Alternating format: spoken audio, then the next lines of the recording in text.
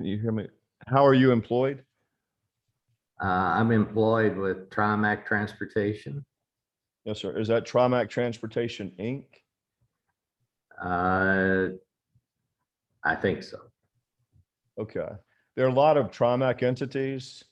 And do you know which one employs you? No, All right. Do you know which Trimac entity employs Jack Cole? no, sir, I don't. Is Jack Cole also an employee at Trimac? I don't know that.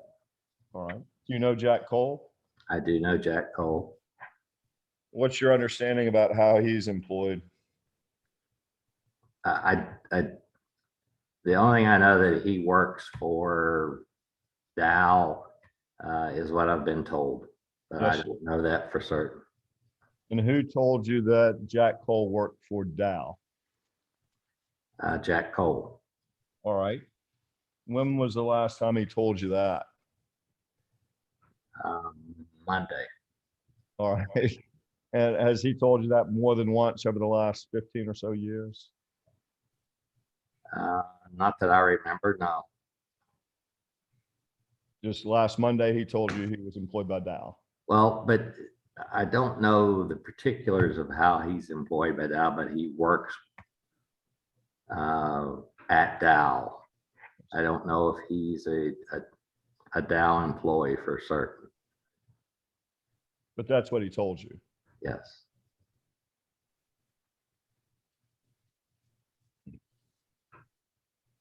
And what is your role at Trimac? I'm a property manager.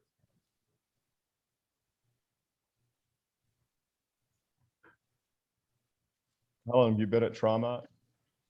It'll be 31 years in June. It is that at the Fairburn Trimac location? Yes, it's at Fairburn. 6800 McLaren Road, is that the address? That's correct. 31 years, that means you've been there since about 1990, is that right? That's correct. And did you start as a property manager? No, when I started, I was doing projects for the company. Yes, sir. And what's your employment history briefly before you came to work with Trimac in roughly 1990? I worked for myself. And what did you do? I installed equipment for trucking companies. What type of equipment? Could be wastewater equipment, pumps for their cleaning racks, things like that. Heavy equipment? Is that how you would characterize it?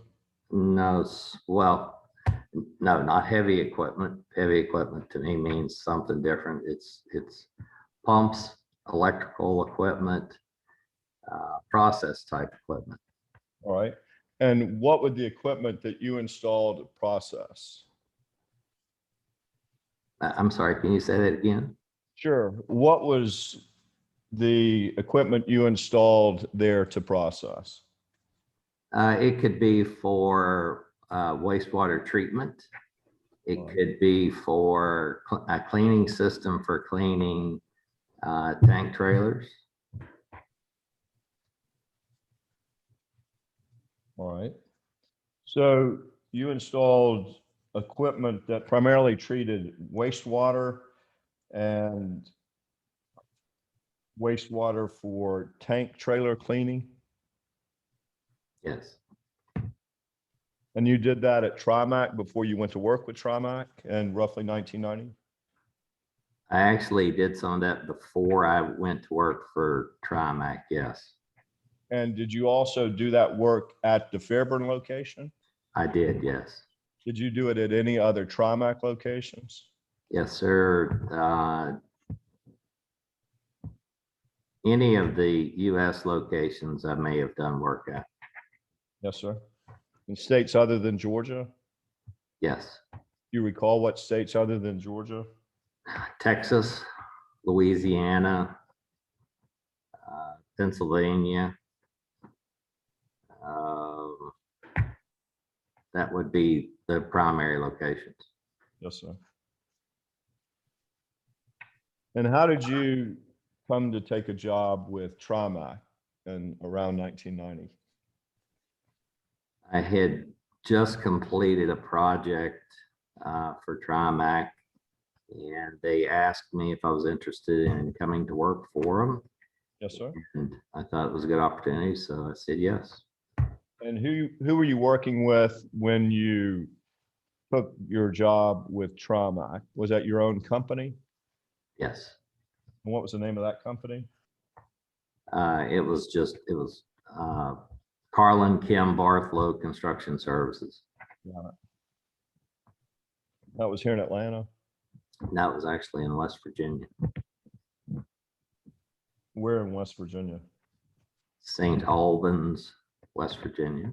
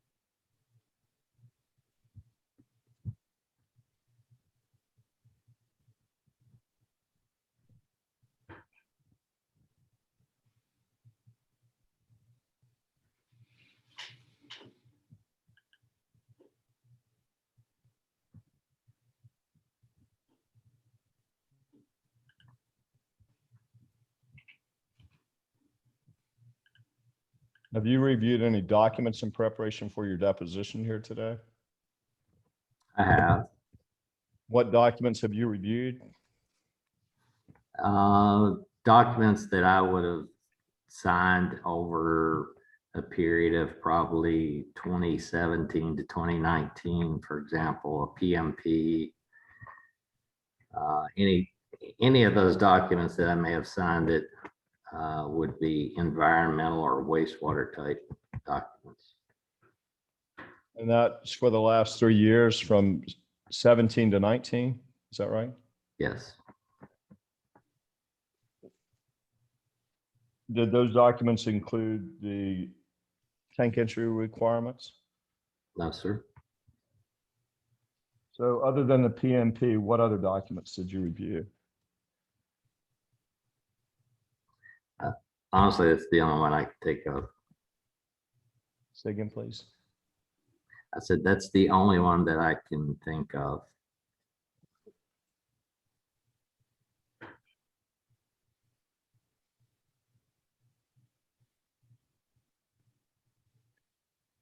Did you bring any documents with you here today?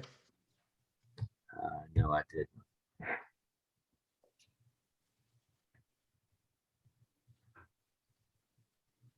Do you have any documents regarding Demetrius Phillips? Other than the complaint, that's all I have.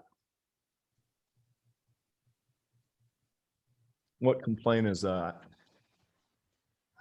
This complaint that this deposition is being taken for. This deposition is being taken on a workers' compensation case. That I'm mistaken in that, but the only document that I have would be the one that I received in the mail, or that I was served papers with. Yes, sir. That's it. I apologize. I don't know what the document. That's Maybe. all right. And if any time you don't know, you feel free to let me know that.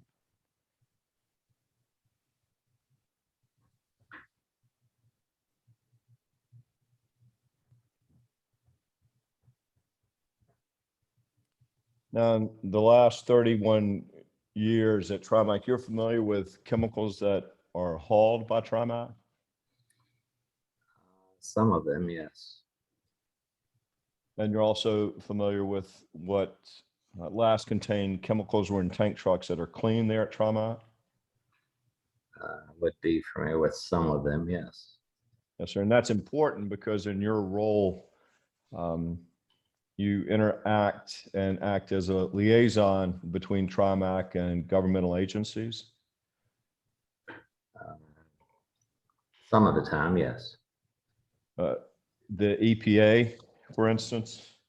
Yes.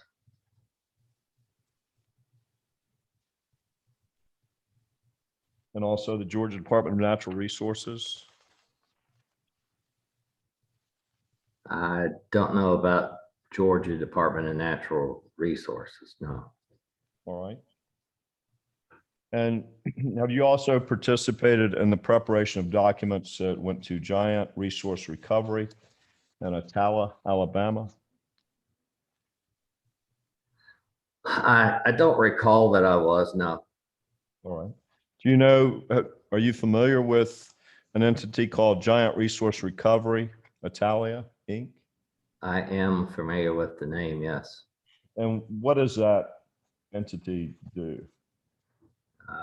As far as I know, they are a company that would take waste from someone like Trimac and dispose of it. So it'd be a waste disposal company. And that would include, in the case, Trimac Fairburn waste that was created and accumulated in the process of cleaning tank trailers. Some of that, yes. What do you mean some of it, you guess? No, I said some of that, yes. Some of that, yes, thank you. And that's because when you clean a tank truck, you have what's called heel, That's correct. which is the excess chemical. It's the residue that's left in the tank, yes. Yes, sir. It's the chemical that's left in the tank It's, if, when the tank is brought for cleaning. yes, And that chemical, before the tank can be cleaned, has to be removed. yes, sir, it does. And in order for that to be removed, it has to be drained out of the tank Yes. and into 5-gallon buckets Sometimes, yes. or other containers. Or other containers, yes. And after that heel is removed, then the cleaning process begins. Yes, typically that's the way it works, yes. Well, you want to remove the excess heel before a Trimac employee goes into a truck tank, right? If you know. You would definitely remove the heel before the tank is cleaned. Yes, sir. But that's not to say that someone goes into the tank to clean it. I mean, most of the cleaning is done with equipment that is just inserted into the tank. Yes, sir. In addition to inserting equipment, though, and removing the heel, Trimac employees go into truck tanks and clean those truck tanks. To my knowledge, yes, they have. Trimac employees also go into rail cars and clean those rail cars. Yes, sir, they do. Trimac employees also go into what are known as totes and clean those totes. They have, yes. And for 31 years, Trimac employees have gone into rail cars, truck tanks, and totes to clean those. No, I don't. I wouldn't say that that's happened for 31 years. Yes, sir. Tell me when you remember in your 31 years at Trimac that Trimac employees would never go into rail cars, truck tanks, or totes to clean those.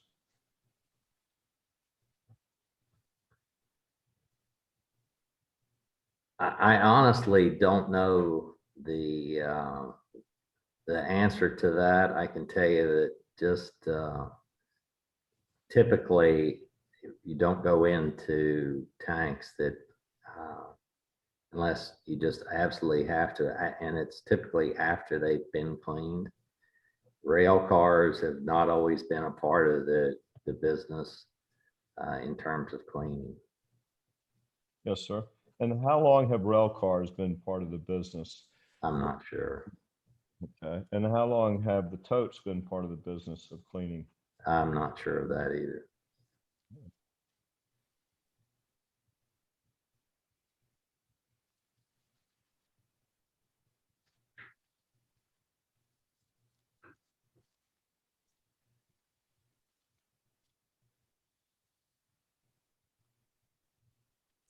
You're aware that in your 31 years that Trimac transports a chemical called acrylate?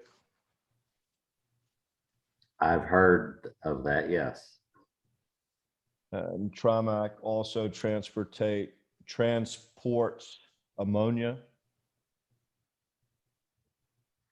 I believe so, but I can't confirm that. Trimac also transports benzene. Not that I know of, no, sir. Trimac also transports caustic. I don't know that for sure. All right. Trimac also transports DETA. They have, yes. Trimac also transports formaldehyde. I don't know that. Trimac also transports MDI. Yes, they do. Trimac also transports MEA. Not to my knowledge, no. Trimac also transports MEK. I don't know that for certain, no. Trimac also transports naphtha. I don't know that for certain. Trimac also transports peroxide. I don't know if they do or not, no. Trimac also transports styrene. At one point in time, yes, I've heard that they've transported that, yes. Trimac also transports sulfuric acid. I don't know that for certain. Trimac also transports TDI. Yes, they have. Trimac also transports toluene. I don't know that for certain. Trimac also transports xylene. Don't know that for certain. All right. And Trimac at both Fairburn and Atlanta clean truck tanks that last contained acrylate.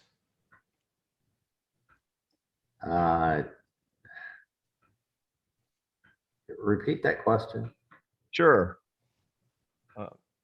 Trimac employees at Fairburn and Atlanta clean tank trucks that last contained acrylate. I don't know that they cleaned those at both locations. No. All right. At what location do Trimac employees clean tank trucks that last contained acrylate? I know that they at one point they've cleaned acrylates in Fairburn, but I don't know that they've done that in Atlanta. Trimac also cleans tank trucks that last contained ammonia. I don't know that. All right. Trimac also cleans tank trucks that last contained benzene. Not to my knowledge, no. Trimac also cleans tank trucks that last contained caustic. I don't know that. Trimac also cleans tank trucks that last contained DETA. Yes. Trimac also cleans tank trucks, excuse me, that last contain formaldehyde. I don't know that. Trimac also cleans tank trucks that last contained MDI. Yes. Trimac also cleans tank trucks that last contained MEA. I don't know that. Trimac also cleans tank trucks that last contained MEK. I don't know that. Trimac also cleans tank trucks that last contained naphtha. I don't know that. Trimac also cleans tank trucks that last contained peroxide. I don't know that. Trimac also cleans tank trucks that last contain styrene. At one time, yes. Trimac also cleans tank trucks that last contain sulfuric acid. I don't know that. Trimac also cleans tank trucks that last contained TDI. Yes. Trimac also cleans tank trucks that last contained toluene. I don't know that. Trimac also cleans tank trucks that last contained xylene. And I don't know that. Right. In order for a chemical to be transported from Trimac to Giant Resource Recovery in Italia, the chemical would have to be at Trimac. True? Can you repeat that, please? Sure. I'll see if I can't do a better job with my question. Trimac ships chemicals and other substances to Giant Resource Recovery Italia, Inc. for ultimate disposal. They have, yes. And they've done that for a number of years. To the best of my knowledge, yes. And what's sent there for disposal are wastewater and the excess heel that's removed from truck tanks. I don't know about wastewater, but excess heels that would be considered waste, yes. All right. So the excess heel had to come out of a truck tank for you to send it to Giant Resource Recovery Italia, Inc. for ultimate disposal. Yes. And the documents that were prepared by Trimac that accompanied those chemicals and substances, folks at Trimac would list the chemicals that were being sent to Giant Resource Recovery for ultimate disposal. I would assume so. I believe that's the way it works, yes. Yes, sir. And the reason these chemicals were sent to Giant Resource Recovery is because that's what the law requires. Right? They're not required to send them to Giant Resource Recovery necessarily, but they have to go to an approved disposal site, yes. And thank you. That's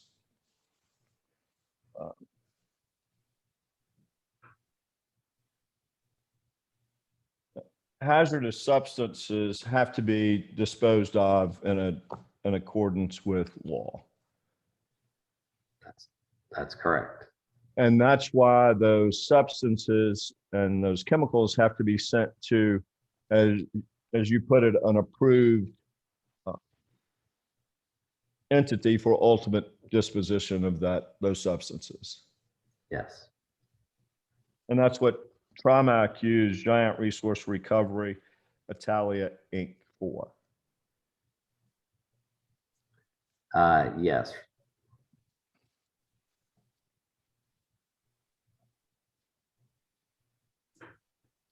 Now,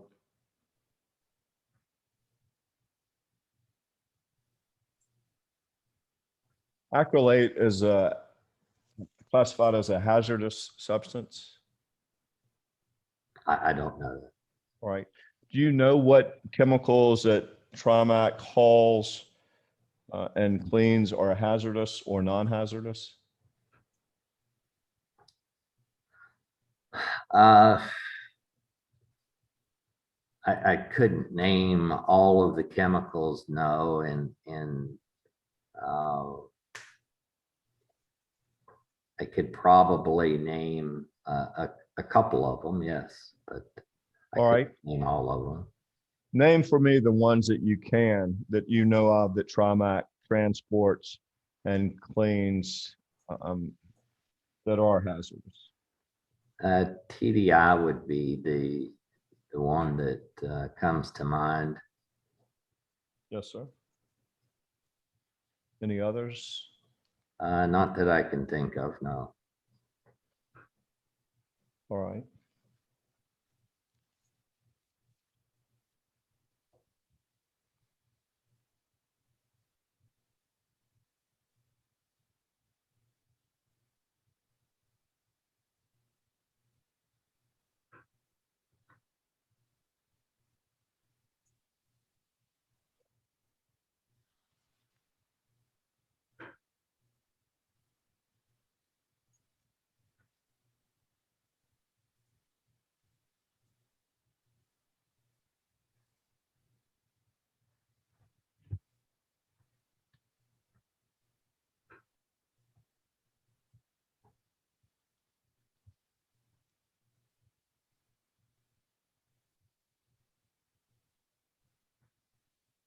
Show you what we'll mark as Exhibit 1 to your deposition.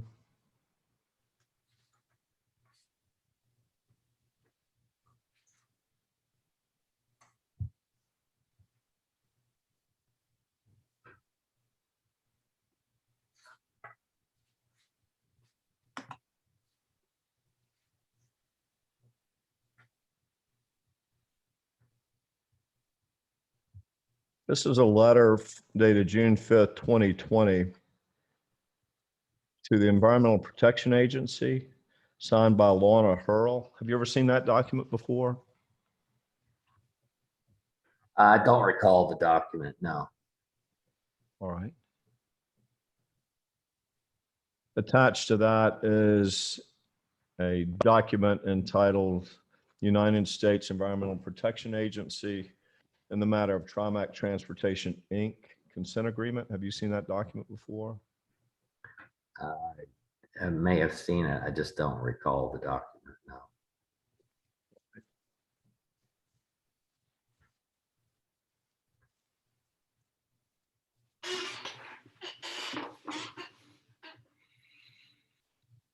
Were you aware that an administrative penalty was assessed against Trimac by the EPA? Yes. An amount of $225,000. I don't know the exact amount, but that sounds right. And it's your understanding that Trimac paid the $225,000? I don't know. All right. Who did you speak with about the EPA penalty? My conversations would have been with Lana Hurl or the attorneys that represented Trimac. And who is Lana Earl? Lana Hurl was our lawyer, our in-house lawyer. And she worked with Trimac? Yes.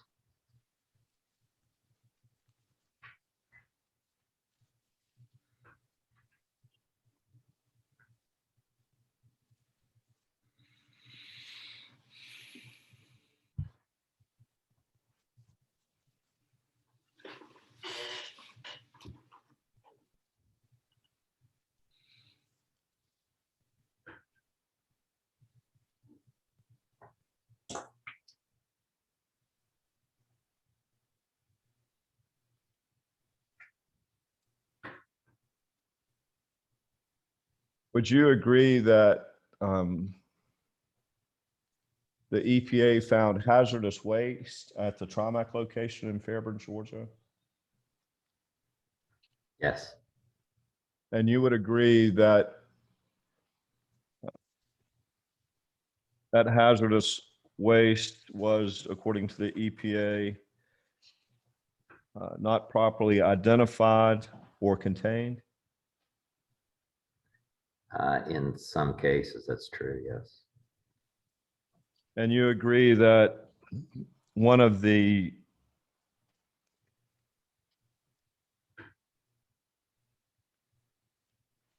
wastes was benzene?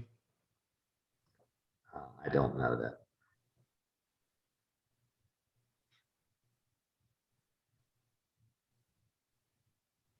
Refer you to page 3 of Exhibit 1. You see that item 20? I do. Pursuant to Georgia Comp Rules and Regulations 39.1311.071, 40 CFR Section 261.24. A solid waste that exhibits characteristic of toxicity for benzene is identified with the EPA hazardous waste number D18. You see that? I do see that, yes. And you've not seen that before, I don't recall that, no. right? But, and you were not aware before today that benzene was a waste product at the Trimac Transportation in Fairburn? No, sir. All right. Now, you don't create benzene or produce benzene at Trimac Fairburn, right? That's correct. So for benzene to be found at Trimac Fairburn, the benzene had to get there, right? Yes, that's correct. And they're one of 3 ways that it could have gotten there, either through a rail car, by rail car, Yes, or by a semi truck tank, yes. or by a tote. Um, Yes, but I don't know that any of those were the means that it was, that it ended up in Fairburn. All right. Well, tell me every other way that benzene would have made its way onto the Trimac Fairburn property. I don't know of another way that it would have made it there. And Trimac, in the 31 years that you've been there, complies with the law, Yes, complies with federal and state rules and regulations. yes, In fact, when Trimac agreed to this consent order, that was one of the requirements, that you're in compliance with the law and the rules and regulations, right? I can't answer that. All right. Again, that's, that document, I'm just not familiar with it. Understand.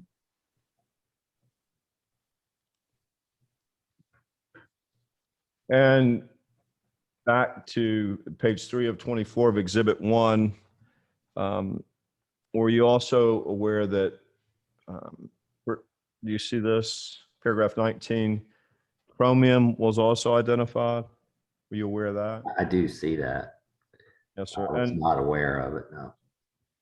the same thing applies to chromium. The only way for that to have made it onto the Trimac Fairburn property was via a rail car, a semi truck tank, or a tote.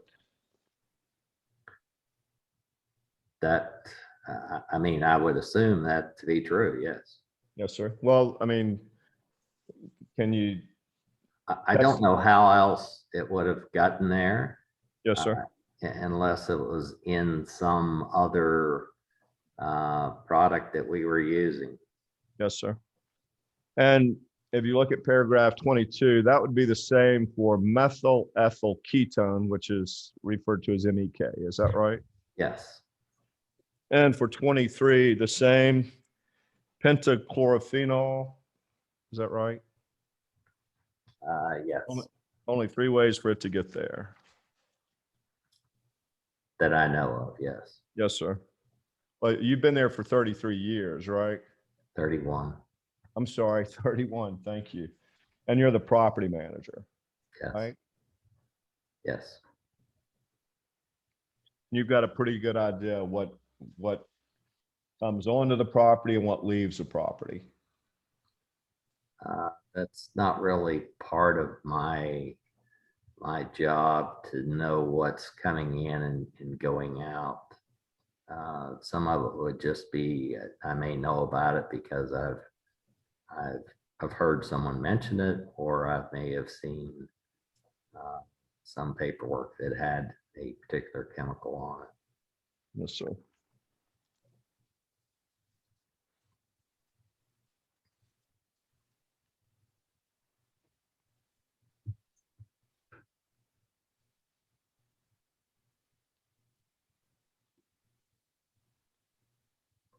Back to Exhibit 1, page 7 of 24.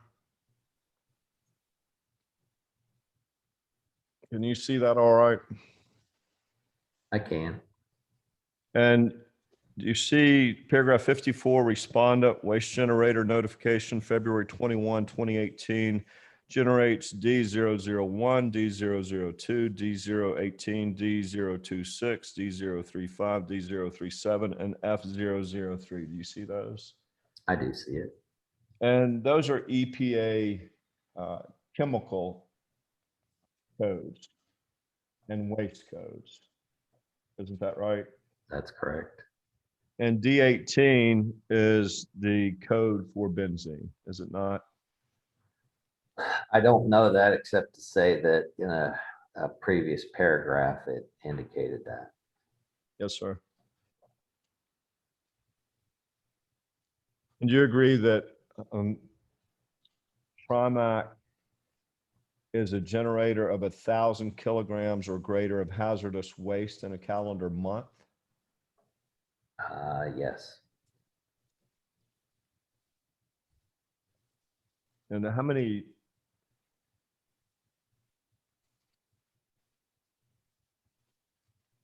Actually, it said 1,000 or more kilograms in a month. Is that right? Yes, that's correct. And you agree that, do you see paragraph 57 here? I do. The respondent has containers, a tank, and a tank system for the accumulation of hazardous waste. You agree with that?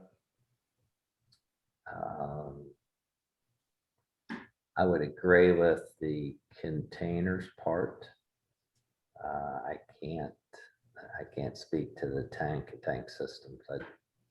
Yes, sir. Can't speak to that. Now, on July 31, 2018, the EPA and the Georgia Environmental Protection Division conducted a RCRA compliance evaluation inspection, CEI, at respondent's facility at Trimac's facility.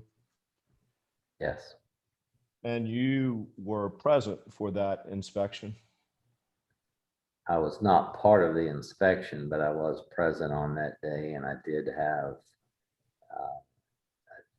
just a few minutes where I did speak with EPA and EPD. Yes, sir. And paragraph 59, can you read that? All right. I can make this a little larger if you like. I can see it. Okay. At the time of the CEI, that's the inspection on July 31, 2018, the respondent, that's Trimac, had 110 rail car spots that were available for rent to transport hazardous and non-hazardous products to customers. You agree with that?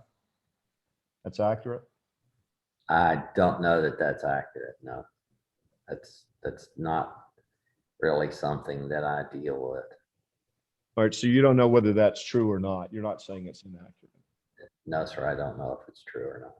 Now, according to the PMP, the rail car operation was shut down at one point. What's your understanding about why the rail car operation was shut down? As best I remember, it was shut down just because it would generate too much wastewater. Right. Well, too much hazardous wastewater. Uh, No, sir, I don't know that to be the case. Uh, The PMP, what does PMP stand for? Pollutant management plan, Yes, sir. And you're the author or co-author of Trimac's pollutant management plan? co-author. Yes, sir. And it reads in that pollutant management plan that the rail car operation had been suspended, right? I don't recall that. All right. But as the author or co-author of that document, you would know why you wrote that, right?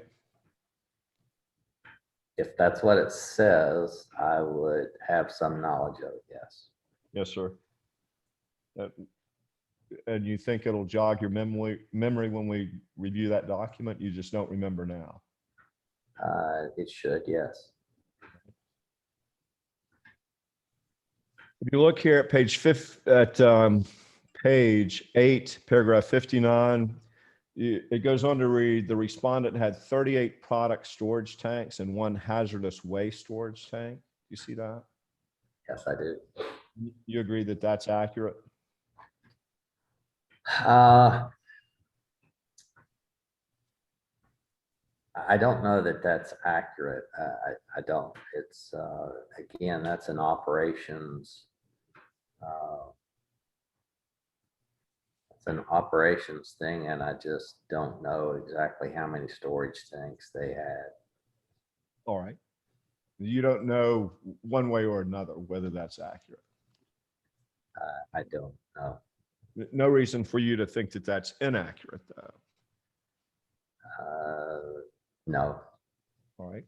It goes on to read, the respondent also used trucks with trailers to transport hazardous and non-hazardous products to its customers. You agree with that?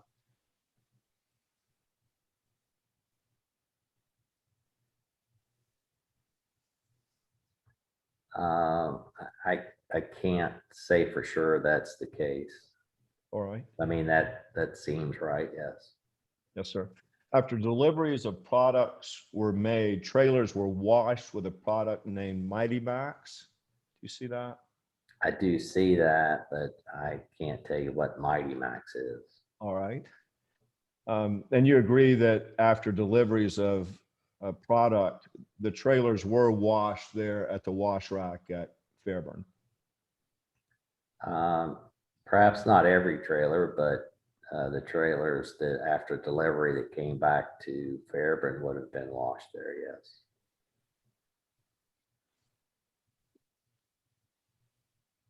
And the rinse waste containing methyl ethyl ketone, MEK, and cresol from the trailer wash was collected as a hazardous waste stored on site and ultimately disposed of off site. I don't know that for certain, no. Well, that's the way it worked, though. When the tank trucks were cleaned after the hill was removed, the hill had to be disposed of off-site at an approved disposal facility, right? That's correct. And in our case, that's Giant Resource Recovery Italia, Inc. I don't know that that's the only facility, but I would say that that's correct, yes. And what other facilities are you aware of that Trimac Transportation has used to dispose of hazardous waste off-site? I can't name any others. Yes, sir. My only point was I don't know that everything went to Giant Resources. Yes, sir. And without being able to name them, are you aware that there were other off-site disposal Well, there's, firms? Yes, sir. Go I'm ahead. sorry. That's all right. Firms that you use? I can't name any. My only point would have been that there are other disposal sites, Yes, sir. but I can't name any that we used. All right. Other than Giant Resource Recovery. Yes. Do you believe that there were other off-site disposal firms that you used other than Giant Resource Recovery? I Did you don't don't, remember the name? I don't know that, no. All right. The rinse waste containing MEK and Cresol from the trailer wash was collected as a hazardous waste. You understand that to be the case? Yes, It was initially stored on site there at Trimac Fairburn and ultimately disposed of off-site, right? that sounds like the process that we would have gone through, yes. Now, in addition to washing tank trucks at Fairburn, Trimac also washed tank trucks that last contained hazardous chemicals at the Atlanta Trimac location. I don't know that for certain. Have you ever been to the Trimac Atlanta location? Yes, sir. And how often are you there?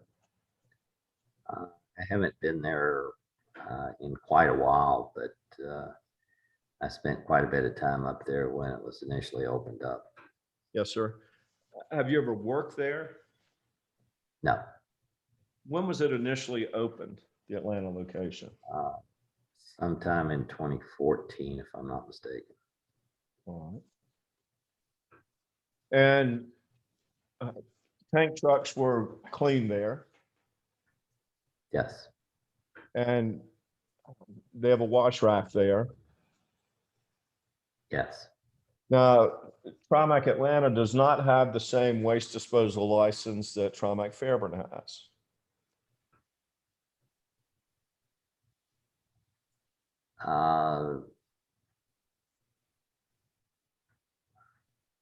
I can't answer that. All right. When you, I'm not sure what you mean when you say waste disposal license. Well, tell me what licenses that you're aware of for disposing waste, the permits in accordance with the EPA or Georgia Department of Natural Resources that Trimac's Atlanta location has. I can't tell you that. Okay. What about the Fairburn location? I can't tell you that either. In addition to the 110 rail car spots that were for rent according to the EPA consent agreement with Trimac, what other property did Trimac lease at the Fairburn location?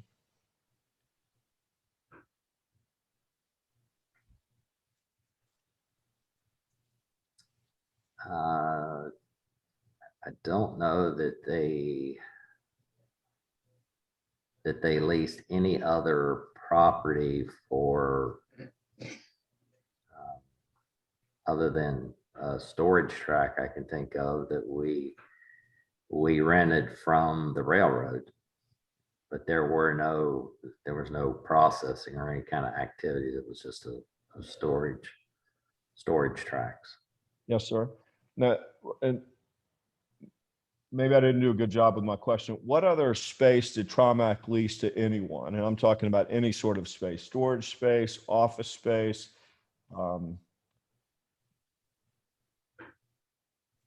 any space.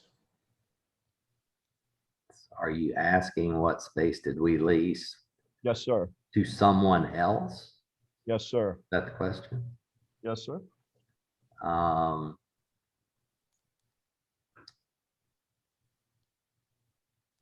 I don't recall.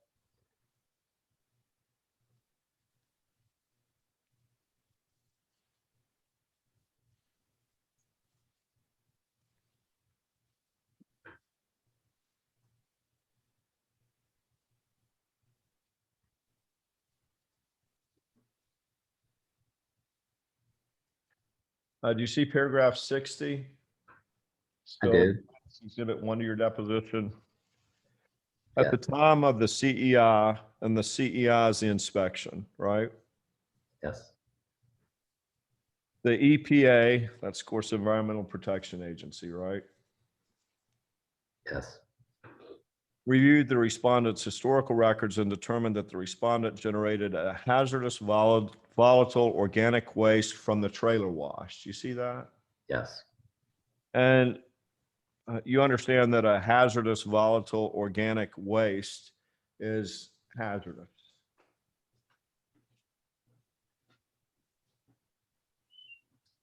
I don't know. I couldn't say that all volatile organic waste are hazardous. I can't say that, no. Yes, sir. And thank you. My question's a little different though. You agree that what the EPA writes here, hazardous volatile organic waste from the trailer wash is hazardous waste?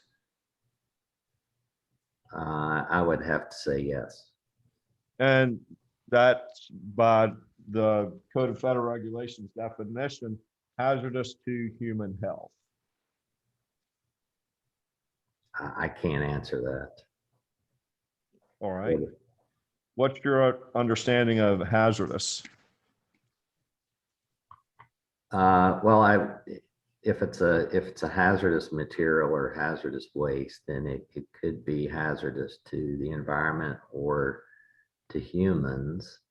But I don't know these particular codes that we're looking at there, or the particular hazardous waste that they're referring to. But generally speaking, some of these hazardous waste could just be characteristically hazardous. Yes, sir. When you testified hazardous to the environment or to humans, you agree that it's hazardous to the environment or to humans or to both? Yes.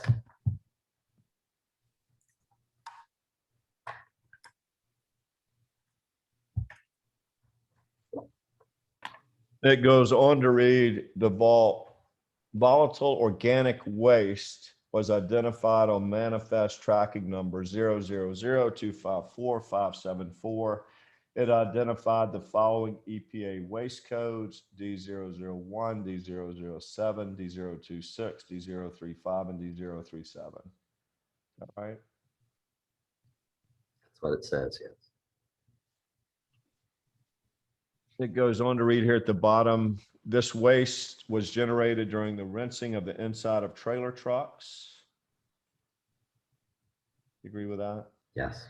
So this waste from rinsing the inside of the trailer trucks, that would be in addition to the heel that was removed from the trailer trucks before they were rinsed. Can you go back to that, please? Sure. You mean put it back on the screen? Yes, sir. Sure.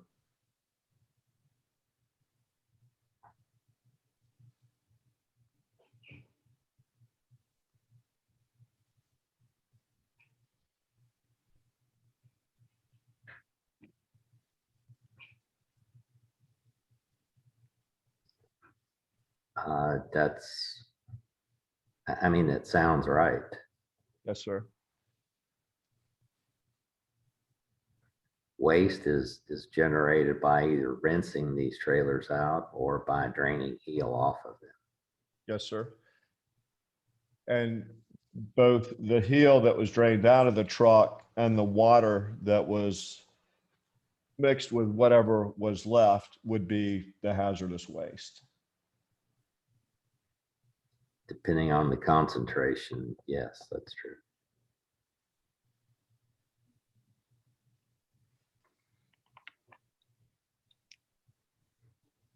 At the bottom of that paragraph, prior to April 7, 2016, after rinsing, the waste was collected and transferred through ancillary equipment to the on-site hazardous waste storage tank T3. Is that your understanding as well? That is my understanding, yes.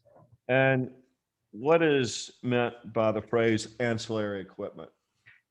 That would be the pump, the piping, anything that was used to transfer the heel or the rinse water to tank T3. All right. And that's whatever transportation or transfer method was used. Right? I'm sorry, you have to repeat that, please. Sure. I I think you said by that phrase ancillary equipment, it's whatever means was used to transfer the hill to T3, that tank. Uh, Well, it's the ancillary equipment to me means it's the piping and it's the pump. And in this case, as best I remember, there was a small tank that where if you pulled heel off of the trailer, you would dump it into this tank, turn your pump on, and it would pump it over to T3. I don't have any knowledge of putting waste directly into T3 without going through this ancillary equipment. Right. And well, that was my next line of questioning. And that is to go from the truck tank to T3, you would also drain the heel in 5-gallon buckets and put that in turn into another container, which would in turn uh, transfer the heel over to tank T3. That's the way it was supposed to work, yes. We've been going about an hour. Do you want to take 5-10 minutes? What's your preference? We'll take a break every hour, about on the hour, and then we'll reconvene in 5 or 10 minutes. How long a break? And if at any time you need a break, just say Potts. That's it. And I need a break, and we'll take a break. All right. Okay. You want 5 or 10, Kim? What's your preference? 5 minutes is fine with me. See you in 5 minutes. You just tell me when you're ready, Mr. Barthlow, and we'll start by. I'm ready. Looks like we're still waiting on Mike. All right. I can't see anybody. Hold on. No, I'm looking Back, at it. get started. There you go. Just let me know when everybody's back. We're good now. Is Matthew there? Yes. All right. Yeah, I'm here.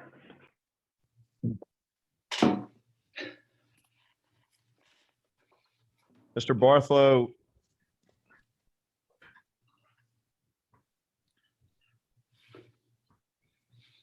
Exhibit 1 again, page 8 of 24. You see paragraph 63? Yes, I do. At the time of the CEA, that's the inspection, the EPA inspectors observed that the floor around a 55-gallon hazardous waste container in a satellite accumulation area, SAA, was stained with fluid from retains. Do you see that? I do. And you see this footnote down here, retain is defined as a sample of a customer's product in a container that Trimac Inc. stores until its customer confirms receipt of it. Once the customer has received its product, Trimac Transportation Inc. designates the retain as a hazardous waste. I can't actually read that on the screen. I can barely read it myself. I'll make it bigger. Can you read that now? No, the problem wasn't the size, it was that you were scrolled up too far or down too far. All right. Let me get it. Can you read that? I can read that, yes, sir.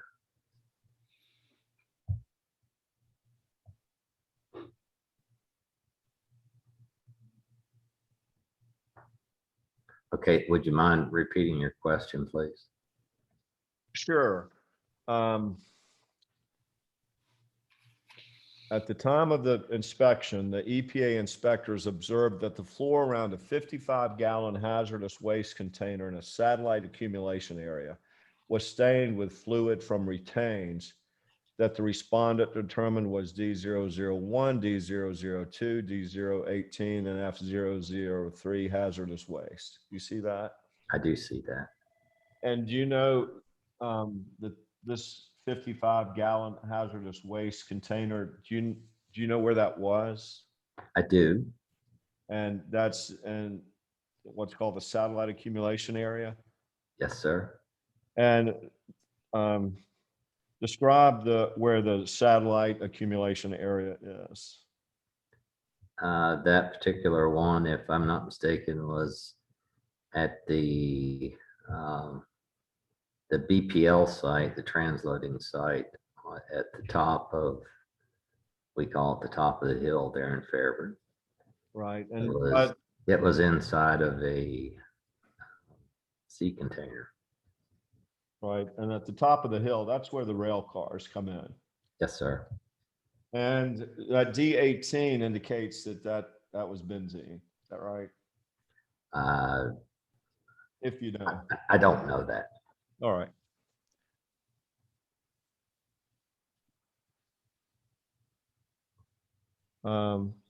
Under the next page, you see paragraph 65. I do. At the time of the inspection, the EPA inspectors observed that the respondent's SAA containers, which were accumulating EPA waste codes D001, D002, D018, and F003, were not closed when hazardous waste was not being added or removed. Were you aware of that? That's what I was told. Again, I wasn't on the inspection, but that's what I was told.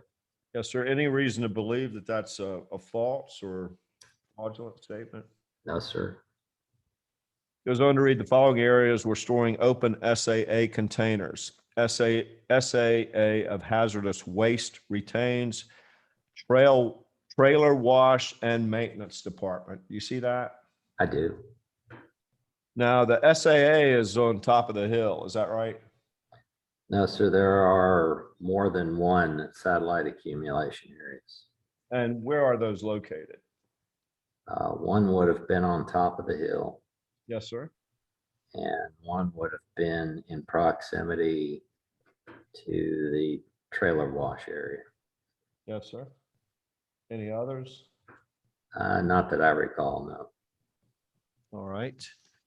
And it goes on to read that the SAA of hazardous waste retains trailer wash and maintenance department. Is that right? Yes. So that means, and by trailer wash, that's the wash rack. That's where Trimac employees cleaned semi-truck tanks. True? Yes. And that indicates that the wastewater from the wash rack, the trailer wash, included D18, benzene. Yes? You're asking if the wastewater contained D018? Yeah, let me do a better job with my question. That indicates that the SAA container where the heel was removed from the semi-truck tanks contained D18, which is benzene.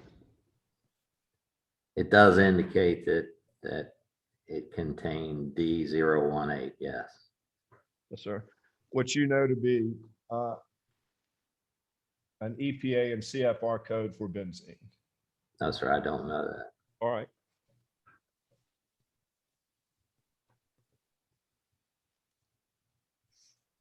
Do you see paragraph 66? At the time of the inspection, the EPA inspectors observed that the respondent, that's Trimac, did not perform weekly inspections of the hazardous waste central accumulation area for various weeks in 2015 through 2018 for those 3 years. Is that right? That's my understanding, yes. Yes, sir. And that's part of, I mean, you know, what we're going through here is why Trimac had to pay the $225,000 fine. Yes. That would be part of it, yes. Well, what's other than these violations, why did Trimac have to pay a $225,000 fine? No, sir, what I was referring to, the way I understood your question is that Number 66 was the reason why we had to pay $225,000, and that would just be part of it. Yes, sir. And thank you. My apologies. I didn't do a good job of my question. That's one of the reasons that contributed to Trimac having to pay the $225,000 fine. That's correct.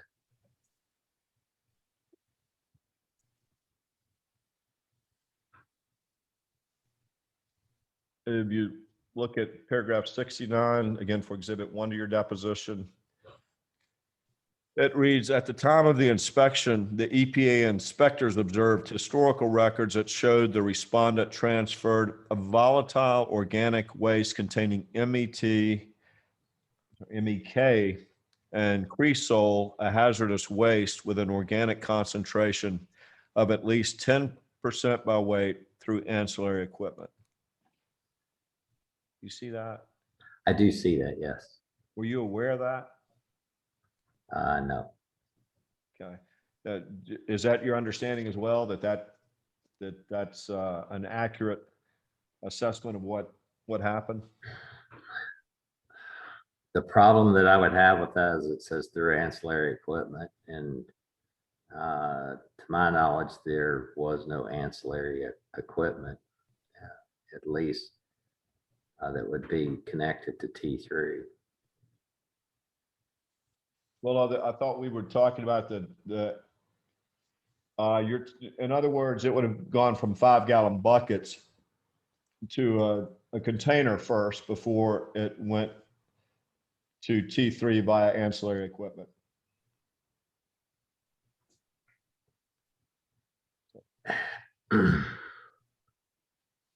So here's the problem I have with this. It says at the time of the CEI, Yes, sir. and I thought we already established that T3, the ancillary equipment, was not hooked up to T3 at that time. All right. And by T3, you mean the piping and the pumps to get the hazardous chemical from the trailer wash to tank identified as T3, right? Yes, sir. So it would have had to be going by 5-gallon buckets and an intermediate container to get to T3. Again, I can't tell you exactly what they were doing, Yes, but sir. it's my understanding that there was no waste that was going into T3 at the time of the inspection. And by they, you can't tell me what they were doing. You're talking about the wash rack technicians. Wash rack technicians would have been responsible for pulling the heel or the rinse water off of the trailers and transferring it to some sort of container. And it's my understanding that at that time, the time of the inspection, that there was no wastewater or heel going into T3. Then where was the hazardous heel and the wastewater going? Would have been put in drums, would be my,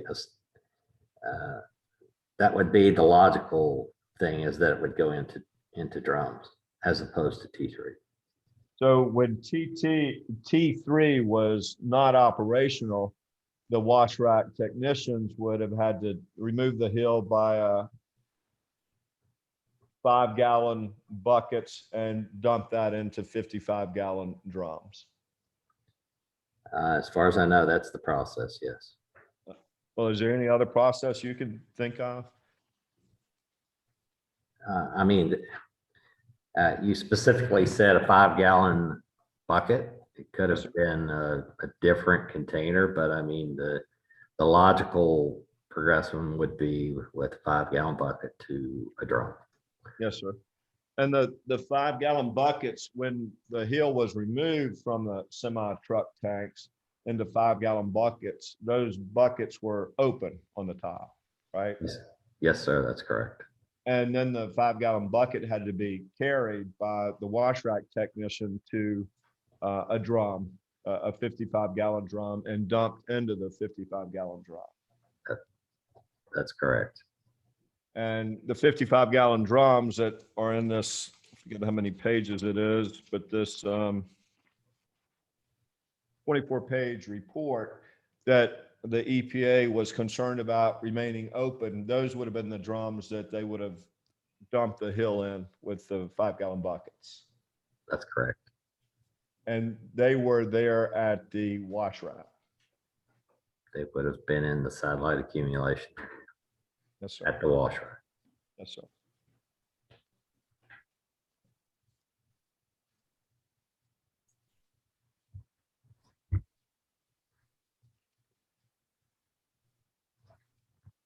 Now,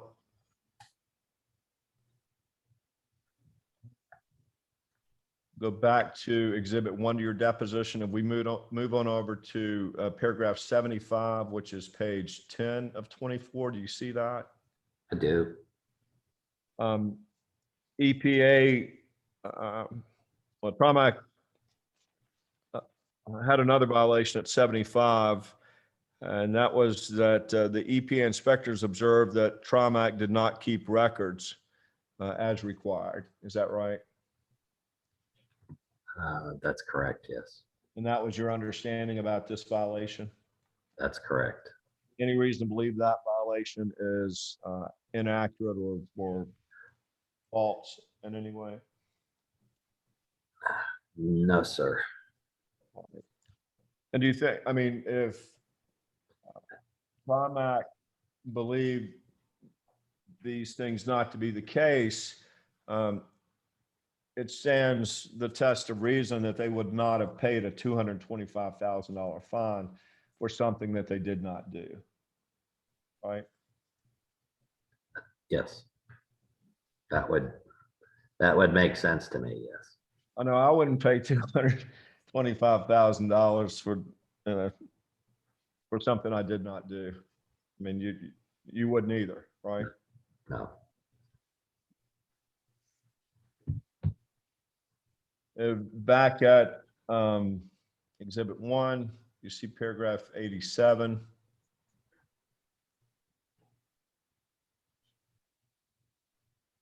Respondent failed to update its contingency plan when the list of emergency coordinators changed. Do you see that? I do. Was that your understanding as well? That was my understanding. Yes. And on to paragraph 91, again, Exhibit 1 to your deposition, the EPA consent order with Trimac. 91, respondent failed to close hazardous waste tank T3. Is that your understanding? That's my understanding. Yes. It goes on to read, which was taken out of service on April 7, 2016, right? Yes. Which means that the wash rack technicians from April 7, 2016 were required to dispose of this excess heel of hazardous chemical in open 5-gallon buckets into open 55-gallon drums. That would be my understanding. Yes.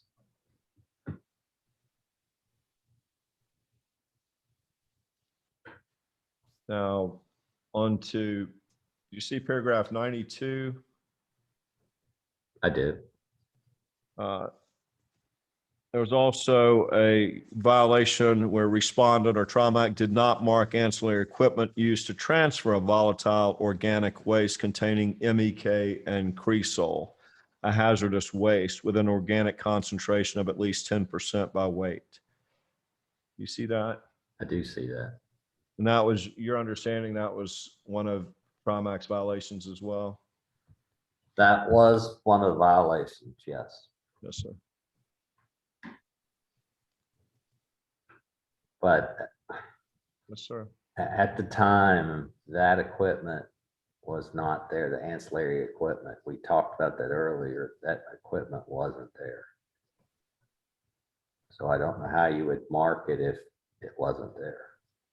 What's your understanding about where the equipment was then? It had been removed Okay, removed it. and removed, disposed of in some manner.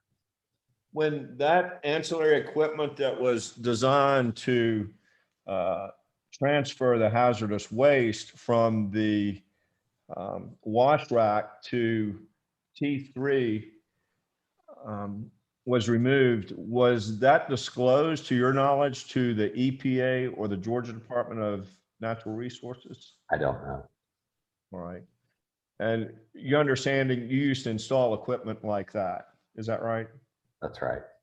And you understood then, as you understand now, that one reason you install that type of equipment is because federal regulations required it Yes.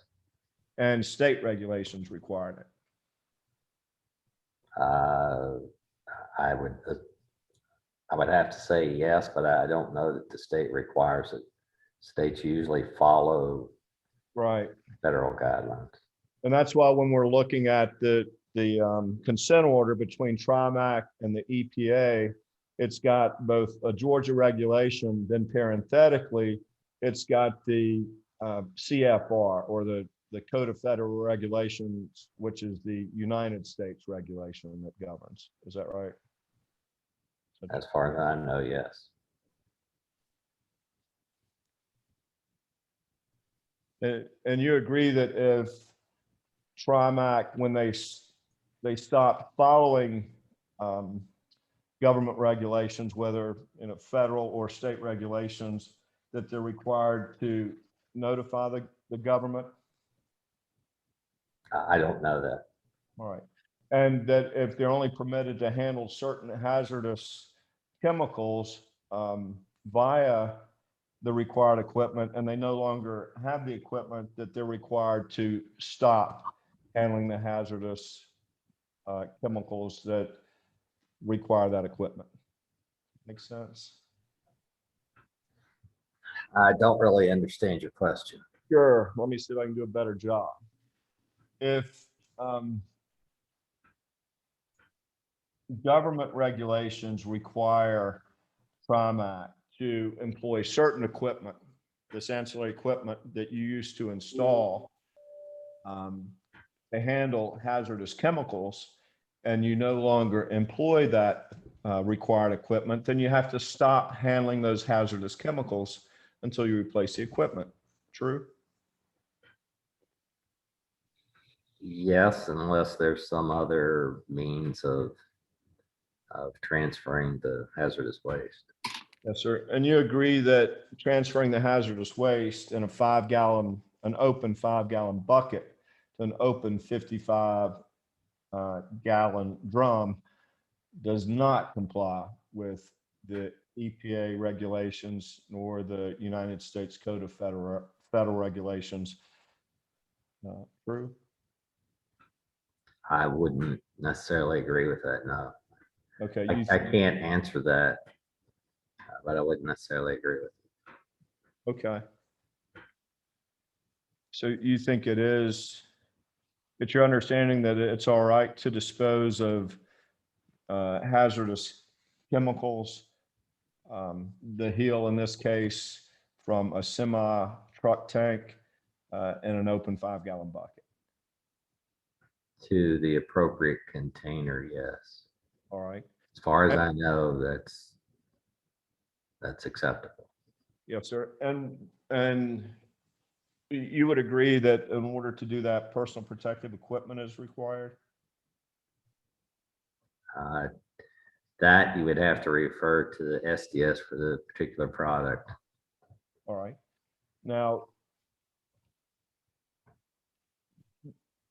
were you ever responsible for acquiring personal protective equipment? No, Who at Trimac was responsible for acquiring personal protective equipment for wash rack technicians? I would assume it's the safety department, but I don't know that. And who would be in charge of the safety department? I don't know. All right. Do you know the name of any person in your 31 years at Trimac that was in charge of what you referred to as the safety department?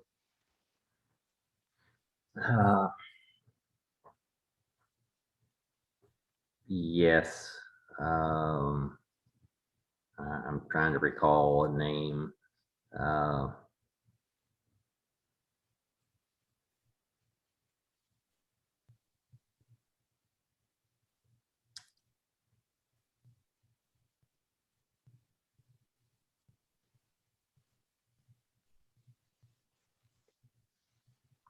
I can't think of a name, It's all right. but there've been many safety department employees. Listen. Do you recall speaking to wash rack technicians about personal protective equipment? And not from an expert opinion, no. Yes, sir. Do you recall wash rack technicians coming to you asking for personal protective equipment? I don't recall that, no. And you saying something akin to that was out of your hands? That doesn't sound familiar at all. If I were asked, that would probably be my response. Yes, sir. Because that's not your role as property It manager. is not my role, no.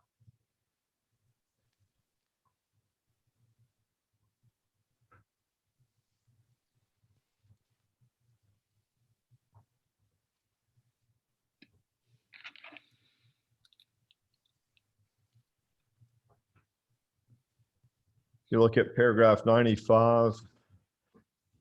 You see where it reads, respondent Trimac failed to record information for each piece of equipment to which Georgia rules and regulations 40 CFR part 265 applies in the facility operating record. I do see that, Is that your understanding as well? yes.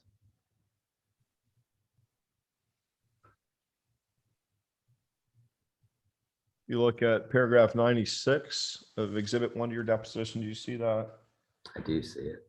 Also reads that respondent failed to determine the average volatile organic concentration for multiple hazardous waste streams with organic chemical compositions at the point of waste origination, and therefore failed to implement waste determination procedures specified in Georgia rules and regulations and 40 CFR 265.1084. You see that? I do see it. Is that your understanding as well? That's my understanding, yes. This document, we requested documents from Trimac. Why was this document not provided to us by you, by Trimac? Oh, I have no idea. Did anyone speak to you about getting this document? No.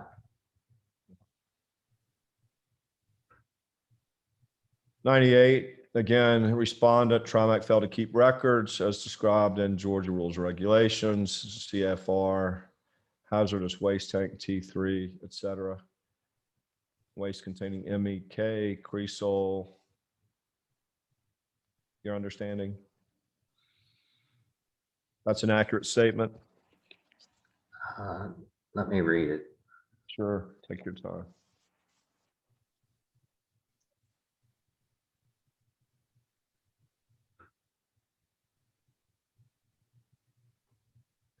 As far as I know, that's an accurate statement, yes. Moving on down to 99. It reads, respondent failed to clean up spilled used oil on the ground outside a used oil storage container. Is that your understanding as well? Yes, it is. Is it your understanding that spills of hazardous chemicals are required to be reported? Yes. And what was your role in reporting chemical spills? I didn't have a role in reporting them. Whose role was that at Trimac, if you know? It would have been operations. Obviously, the person that spilled it would report it to their supervisor. Their supervisor would have to report it to whomever. Yes, sir. That's And the was way there? I understand it. Yes, sir. And was there a a point person or a liaison between Trimac and the EPA or Georgia Department of Natural Resources that would have handled something like that, to your knowledge? And not to my knowledge, no. Yes, sir.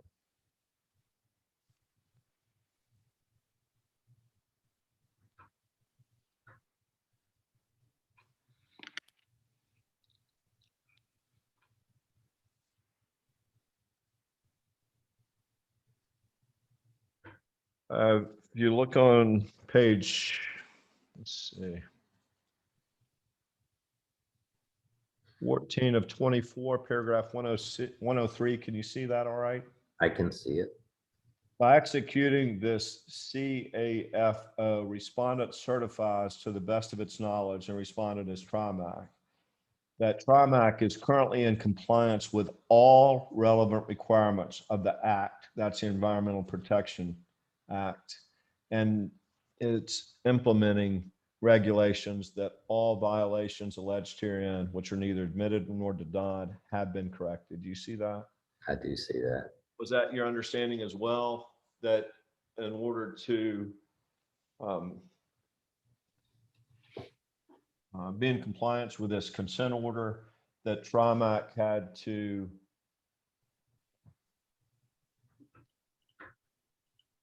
show that it was in compliance with rules and regulations currently? Yes, at that time, yes.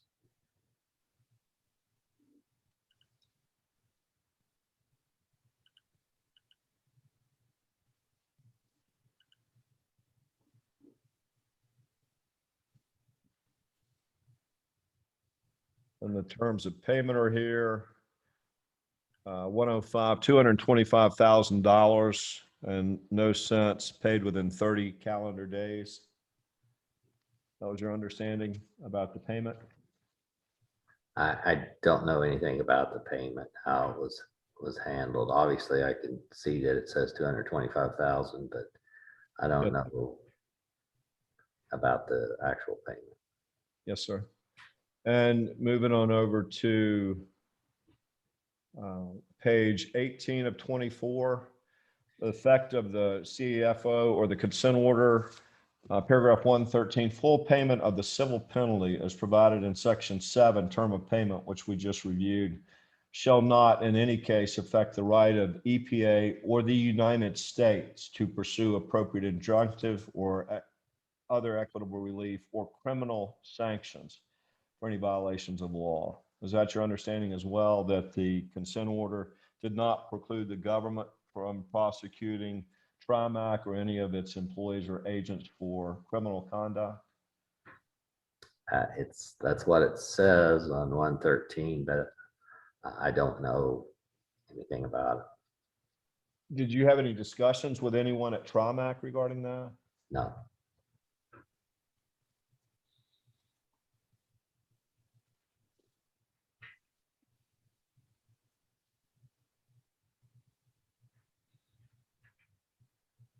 Show you what we'll mark as exhibit 2 to your deposition.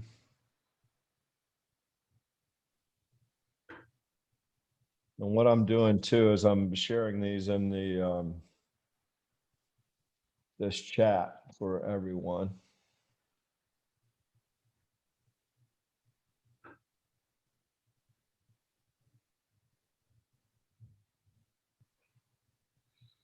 Including you, Mr. Barthlow. If you want to look at any of this stuff, you're always free to do that.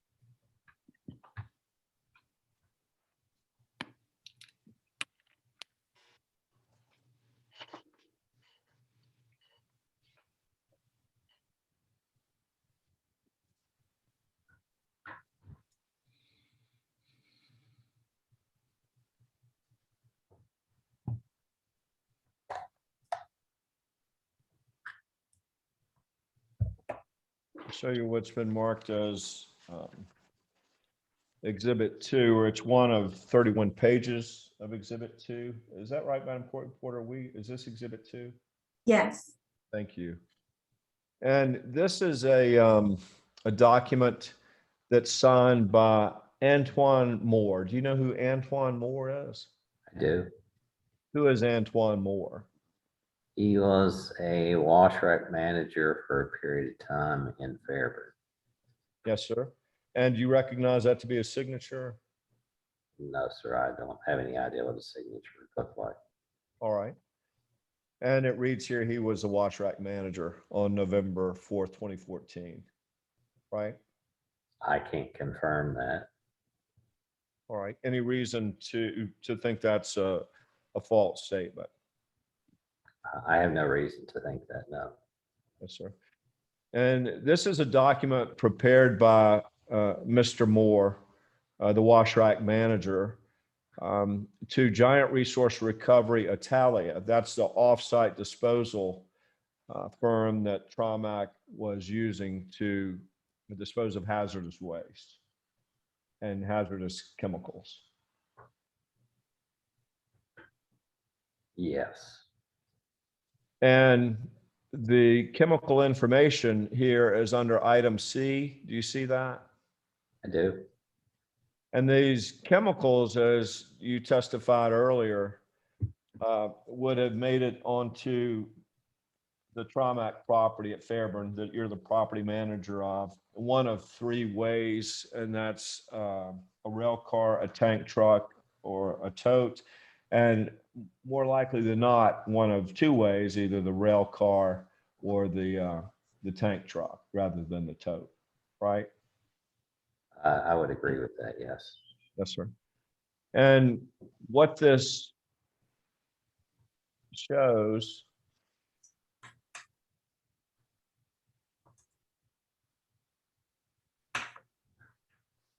is that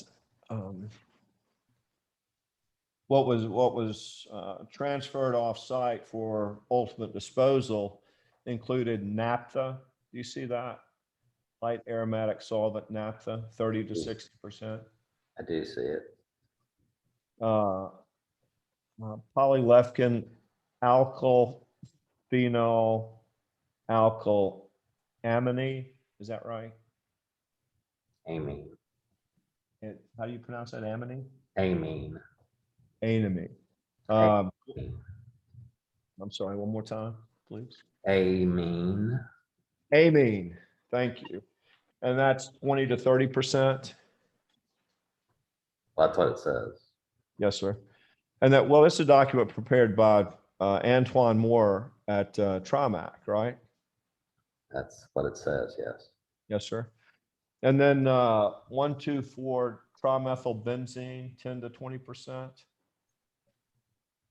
That's what it says. 1,3,5 trimethylbenzene, 5 to 10%. It does say that, yes. A propylbenzene, 5 to 10%. It says that. Xylene, 1 to 5%. It says that. 2-ethyl hexanol, 1 to 5%. It does say that, yes. What is hexanol? I don't know. All right. And then cumin, is that right? 1 to 5%. Cumene. Cumene, thank you. And then 1,2,3 trimethylbenzene. It says that. And then heavy aromatic solvent naphtha, 0.5 to 1%. It also says that. Yes, sir. And these are chemicals that would have been removed as heel from a semi truck tank, right? That would be my understanding, yes. And to be removed as heel from a semi tank truck, that means that prior to their removal, that's what the semi tank truck last contained. That would make sense, yes. Yes, sir. And if, for instance, Trimac employees clean these tank trucks by going into them and cleaning them, that they would have been cleaning tank trucks that last contained these chemical substances. If they did as you said, then the answer would be yes. Yes, sir.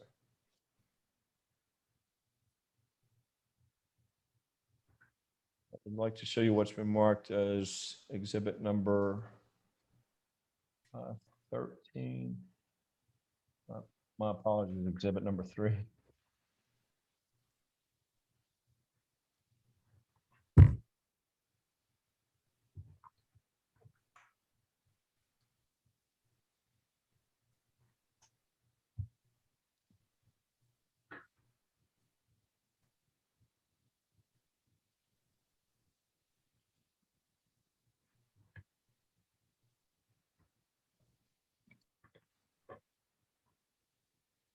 I'll show you what's been previously marked as exhibit number 3 to your deposition. And this is, oh, it's not a,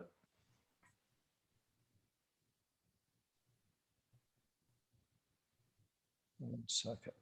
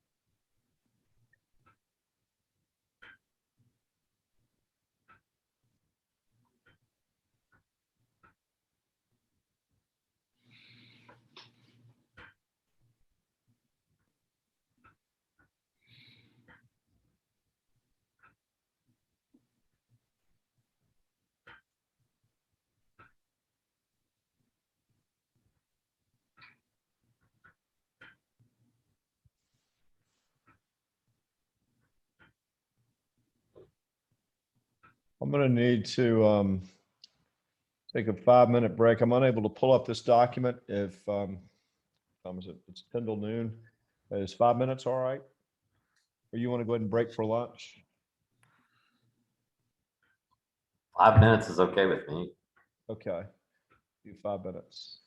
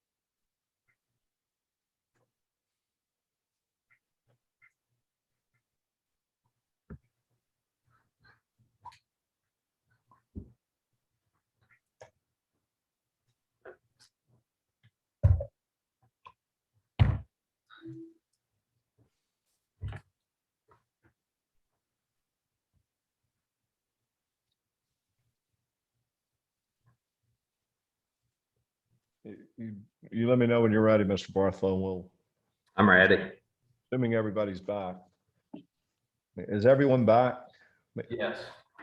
Thank you.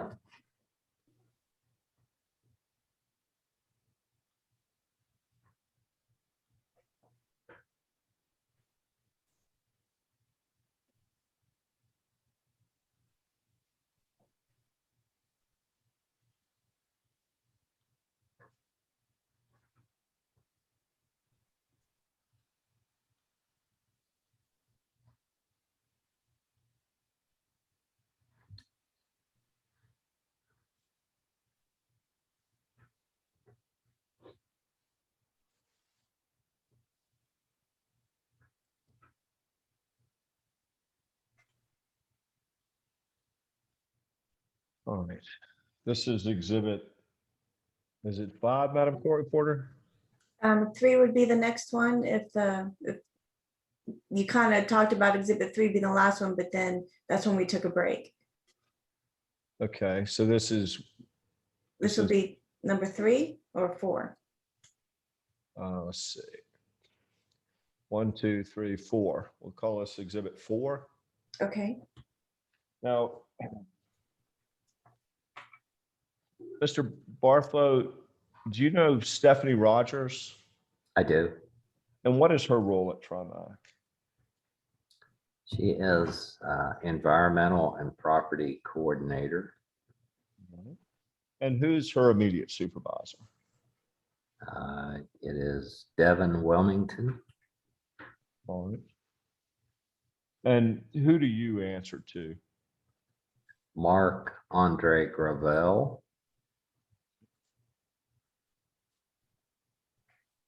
And you work in the same office? You and Miss Rogers? Actually, we used to, I mean, since COVID, I've been working from home. Got it. All right. Now, do you know whether Trimac Atlanta has a stormwater permit? I don't know. No, You know what a stormwater permit is? I do. And what is a stormwater permit? Depending on the type of business that you're in, a stormwater permit's required where you may have something that could get into the stormwater and be discharged. So you permits required. That's my understanding of a stormwater permit. Yes, sir. And that would include hazardous chemicals. It's my understanding, yes. Yes, sir. If you're handling hazardous chemicals that may get into stormwater or what's sometimes referred to as runoff, you're required to have what's called a stormwater permit. As far as I know, that's true. And you don't know whether Trimac Atlanta has a stormwater permit. I don't know. So I'll show you what's been previously marked as Exhibit 4. Now, these are additional Giant Resource Recovery Italia Inc. documents. First, can you tell me why these documents were not provided to us pursuant to our request by Trimac? No, sir, I can't tell you that. You see here on page 1 of Exhibit 4, and this is a 171-page document. You see where it says chemical composition sand? Make that larger. I do. I see that. Yes, sir. You agree that sand is not a chemical, right? No, it's not.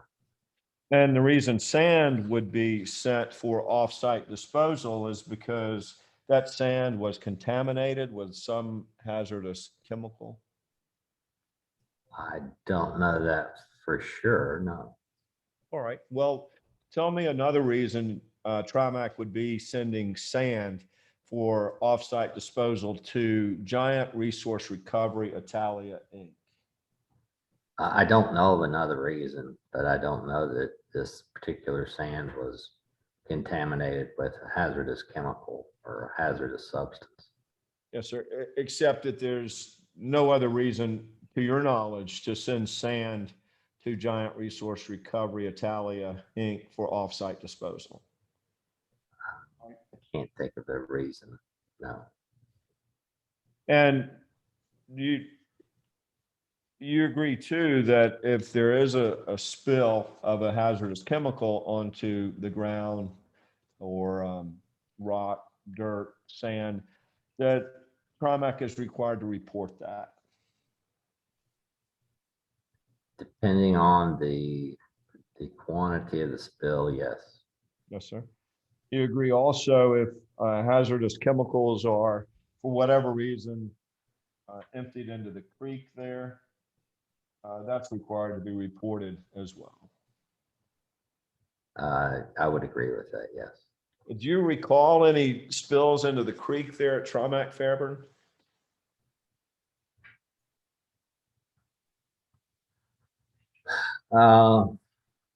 Yes, I do. And how many do you recall? I can think of one that comes to mind. Yes, sir. And what year was that? It's been within the last 10 years, but I don't know exactly what year. Yes, sir. So sometime as best as you can remember between 2011 and 2021. Yes, You hear me all right? I can. Is that better when I move this? The microphone? only time I can't hear you, Mr. Potts, is you have a tendency to kind of lean back and Yes, sir. still talking. And so I don't hear that well anyway. And I apologize, but there's just times I don't hear everything you're saying. No, it's no apology necessary. I don't hear worth a damn. So I appreciate you sharing that with me, and I will make certain that I stay near this microphone so that you can hear me. All right. Okay.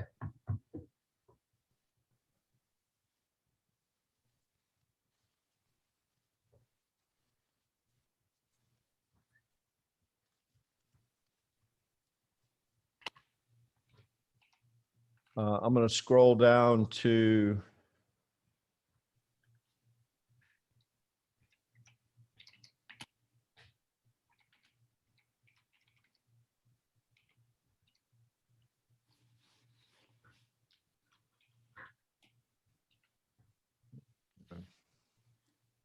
page 15 of 171 of Exhibit 4, which is entitled Giant Resource Recovery Italia, Inc., Waste Material Profile Form, profile number 61666. Do you see that? I do. And that too was signed by Antoine Moore, who you know to be a Trimac employee.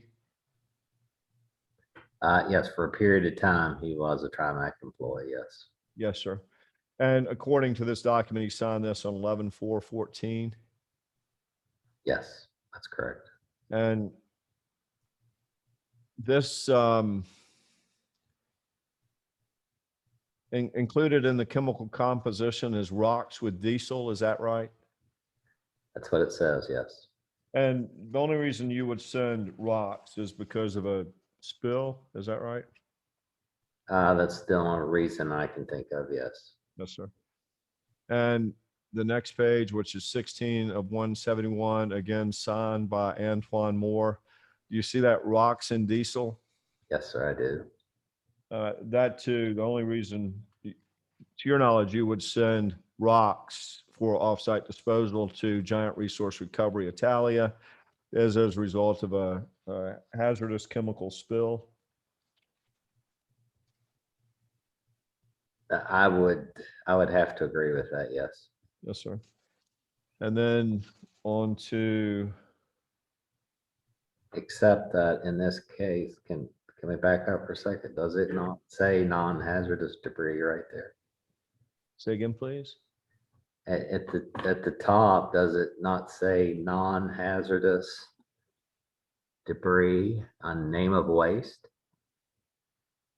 Non-hazardous debris. Where do you see that? I'm looking at, I see where it says hazardous. is- Right at the top of your.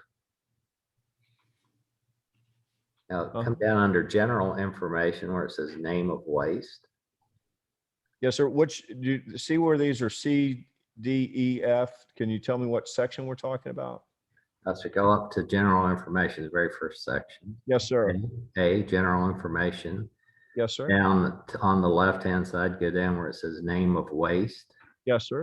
It says non-hazardous debris. Yes, sir. So I would be confused as to why this would be hazardous or whether if it's properly identified because it says non-hazardous at the top. All right. Well, do you agree that diesel fuel is a hazardous substance? I wouldn't necessarily say that, no. Okay. You wouldn't get it in a tank truck that contained diesel fuel though, would you? No, sir, I wouldn't, no. And that's because it's dangerous to do that. Is that your understanding? Yes, but I wouldn't necessarily say that it's a hazardous material. All right.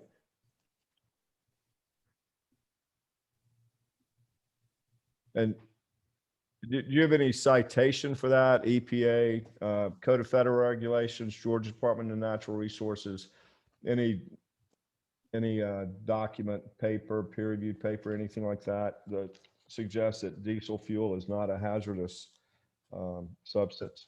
No, sir, I don't. All right.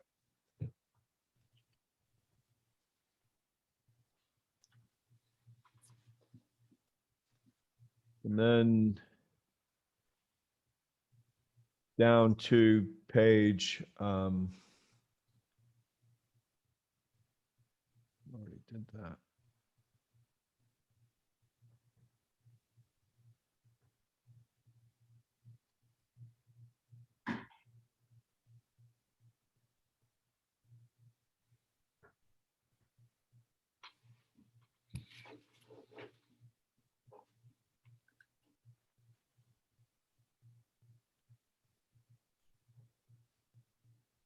Uh, 61712, which is page 21 of 171. Again, client resource recovery, Italia Inc., waste material profile form, profile number 6172. Again, signed by Antoine Moore. Do you see where in item C, it reads diethylene triamine? Is that right? I do see that. And diethylene triamine is abbreviated DETA. Is that right? I believe that's correct, yes. And it reads 25 to 75%. Is that right? That's what it says, yes. So that would indicate to you that DETA was transported to Giant Resource Recovery Italia Inc. for offsite disposal by an approved firm that came from a semi truck tank at Trimac Fairburn. I would say that it may have, but there is also at one point in time, Trimac Fairburn had a DETA storage tank. So they, just to give you a scenario, if we had a storage tank that had DETA in it, it's possible that it could have been a heel from loading a trailer that went somewhere else. And it would just be a heel that was left over from the loading process. Yes, sir. And DETA was also being transported by Trimac. At one time it was. And those truck tanks that were used to transport Dita were also cleaned at the Trimac wash rack. They were. And to the extent that there was hill removed from a Trimac transport truck that was cleaned at the wash rack and shipped for off-site disposal to Giant Resource Recovery Italia, Inc., it would appear here in item C, chemical composition, just like it does here. It could, yes. Well, it would, right? Well, if it came out of a tank truck, but it may have, if it came from the loading process where it was a product that was stored in storage tanks and it was a heel left over from loading, it would also go into the same waste stream typically, Left over from loading into what? into a tank trailer. All right, so either way, it would have been in a tank trailer that was ultimately cleaned by someone at the Trimac wash rack. No, sir, my point that I'm trying to make is that it could have been a heel that was left over and not transported, but it would have been put into a container and taken to the wash rack and put into the hazardous waste tanks, drums, whatever the case may be at that time. And how would that data have been taken from a tank or transferred from a tank over to the wash rack and then for disposal to Giant Resource Recovery Italia? Well, it would have been captured, anything that may have come out of a disconnection from a hose. When you're loading a truck, you have to unhook the hose at some point, and there may be some that gets spilled and it's caught into a drip pan, and then that drip pan would be taken to the wash rack and dumped. And That's one way. I'm not saying that's exactly what happened here. I'm just. yes, sir. It's more likely that it was the heel from a tank truck, a Trimac tank truck that was removed by someone in the wash rack to clean the semi truck tank. It's likely that it was that, yes.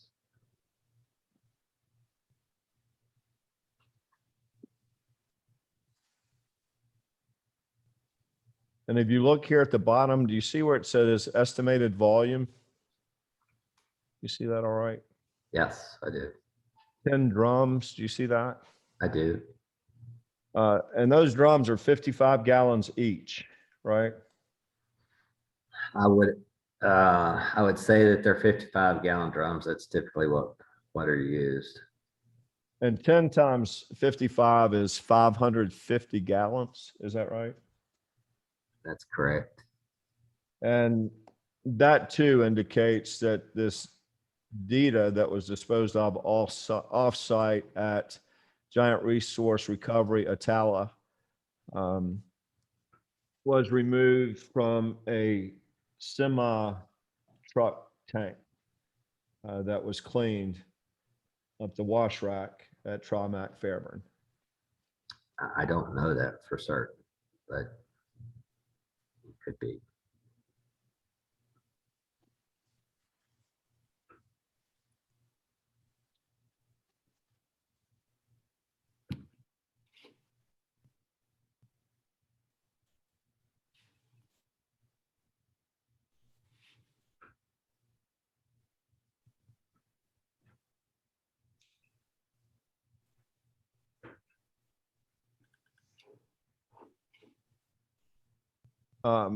This is page 23. Can you see my cursor all right? I on that? can.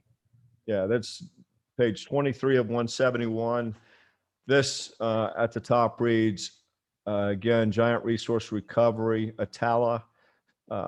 waste material profile form, profile number 61712, chemical composition under C is dirt grit. This document is also signed by Antoine Moore. Is that right? That's what it says, yes. And again, is there any reason to ship dirt for offsite disposal at Giant Resource Recovery, Atala, other than it is contaminated dirt that requires offsite disposal? Not that I know of, no. And if you look at, this is page 24 of 171 of Exhibit 4, waste material profile form, profile number 61713. Do you see that? I do see it. And this is also signed by Antoine Moore, who you know to be employed at Trimac. Is that right? Yes, for a period of time, he was employed by Trimac. And under C, chemical composition, you see the word benzene, I do. and it says less than 1%. Yes, And this would indicate that benzene was sent to Giant Resource Recovery, Atala, for offsite disposal. that's what it says, yes. And then we move on to page 26 of 171 of Exhibit 4. At the top, Giant Resource Recovery, Atala, waste material profile form, profile number 61715, signed by, again, Antoine Moore at Trimac. Do you see that? I do. And you see chemical composition here as well? Item C. I can see most of it, yes. I'll enlarge that for you. The estimated volume, it again appears to be 10 drums or 555 gallons. Is that right? That's what it appears to be, yes. Yes, sir. And the chemical composition of that 555 gallons was naphtha. That's the first one, right? Yes, And then polyphenol, alkyl, phenol, alkyl amine. Is that right? close enough. That's what it says, yes. Thank you.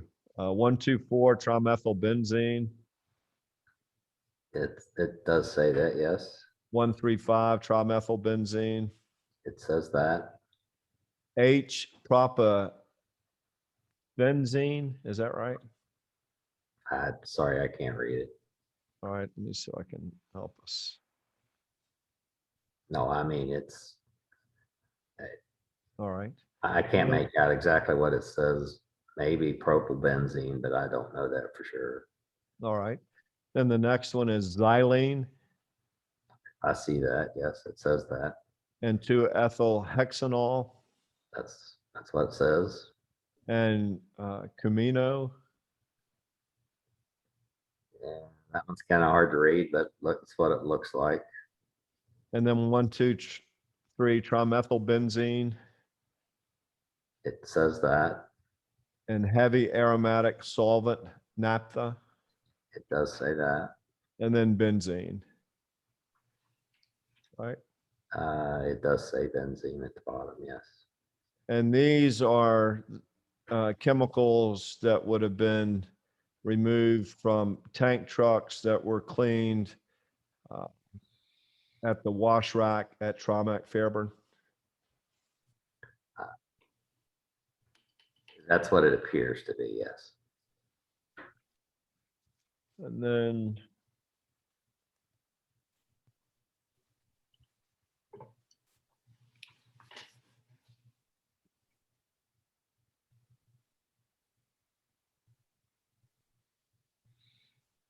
moving on to page 29 of 171, which is Giant Resource Recovery, Atala, waste material profile form, profile number 61716, again signed by Antoine Moore. Do you see that? I do see it. And the chemical composition here, again, includes, well, this is heptane. Is that right? Yes, that's correct. Pentane, Correct. kerosene, Yes, acetone, that's what it says. Yes, isopropyl alcohol, and gasoline, it does say that. also benzene. It does say that. And these would have been removed from tank trucks at the wash rack before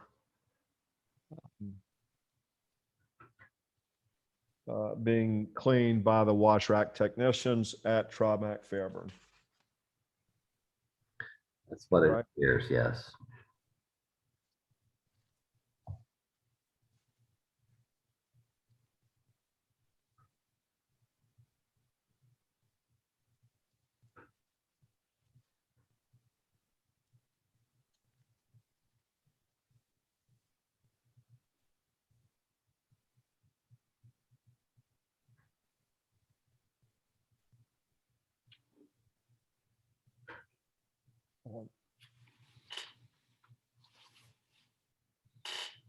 Then if you look at page 32 of 171, again, Exhibit 4, Giant Resource Recovery, Atala, waste material profile form, profile number 61833, again, signed by a Primac employee, this time Demetrius Phillips.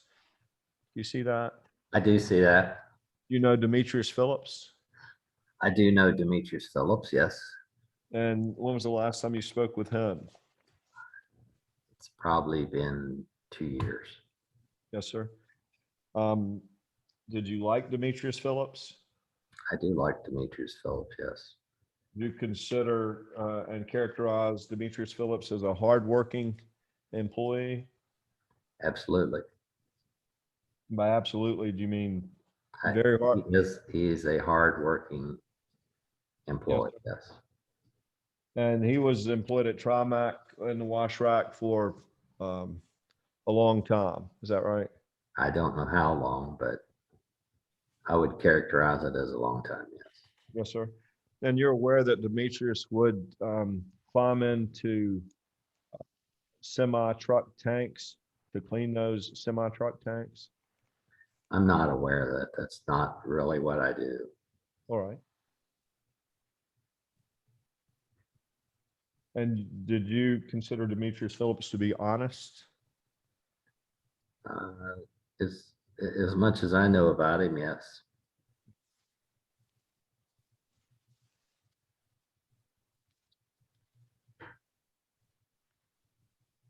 And according to 61833, again, rocks with diesel, this would also indicate that rocks were being sent for off-site disposal as a result of contamination That's what it appears to be. Yes. or some sort of spill. Yes. And that was 12/5/14, according to this document.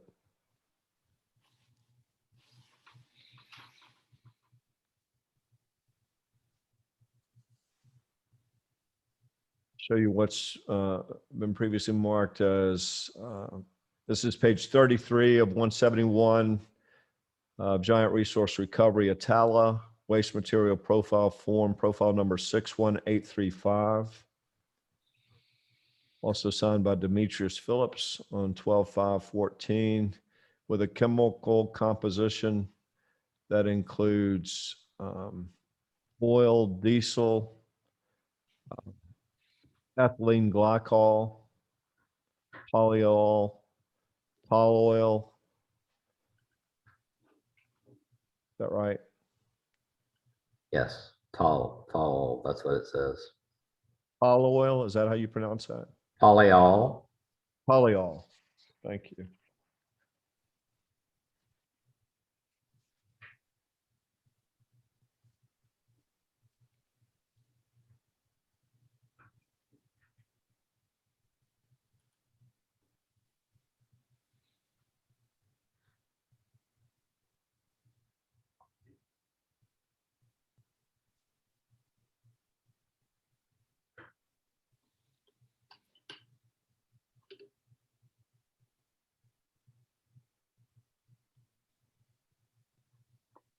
Show you what's been previously marked as Exhibit 4, page 47 of 171. Giant Resource Recovery, Atala Waste Material Profile Form, profile number 69494, signed by Christopher French. You see that? I do see it. You recognize Mr. French's signature? Yeah, I know Christopher French, and I can't swear that that's his signature, but it would appear so. Very well. And the chemical composition, this is butyl acrylate. Is that right? That's what it says. Which would indicate that butyl acrylate was removed from a truck tank as fuel and sent for off-site disposal to Giant Resource Recovery, Atala. That's what it would indicate, yes.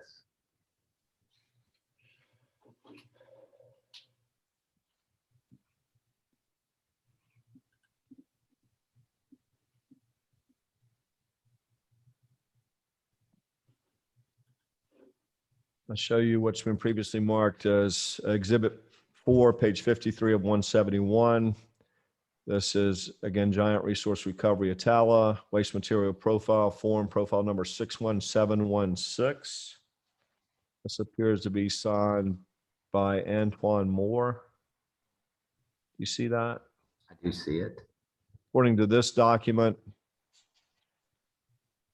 the chemicals that were sent for off-site disposal included heptane, pentane, kerosene, acetone, isopropyl alcohol, gasoline, and benzene, That's what it says, yes.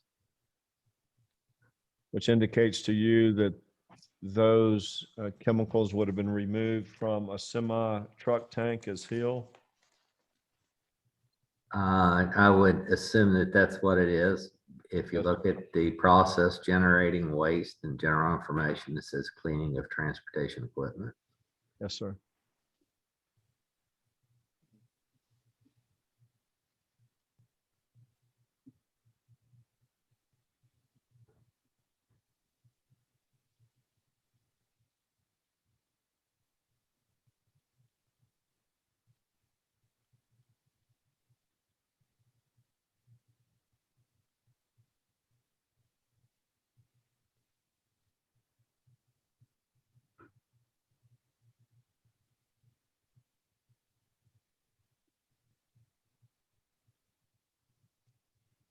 Show you what, again, has been marked as Exhibit 4, this time page 107 of 171, which is profile listing by company, generator Trimac Transportation South. Have you ever heard of Trimac Transportation South? I have. And what is Trimac Transportation South?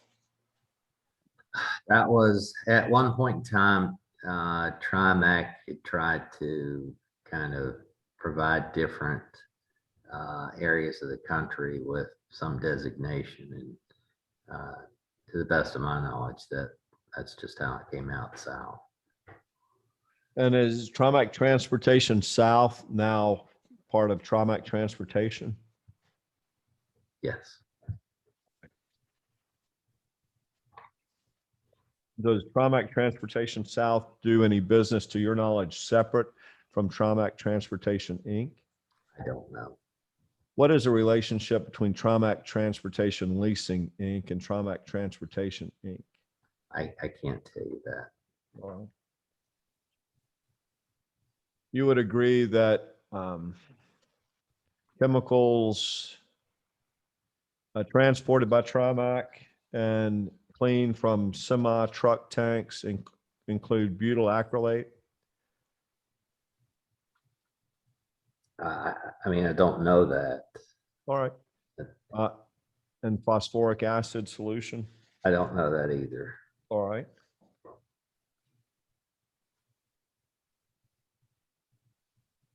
And sodium hydrosulfide solution? I don't know that. Formaldehyde? Don't know that either. All right. Tetraethylene pentamine. I don't know if that's true. No. All right. Diphenylmethane 4,4-disocyanate. I don't know if that's true. All right. Sodium hydroxide solution, I don't know if that's true. MEK. I don't know if that's true. Glycol ether. I don't know if that's true.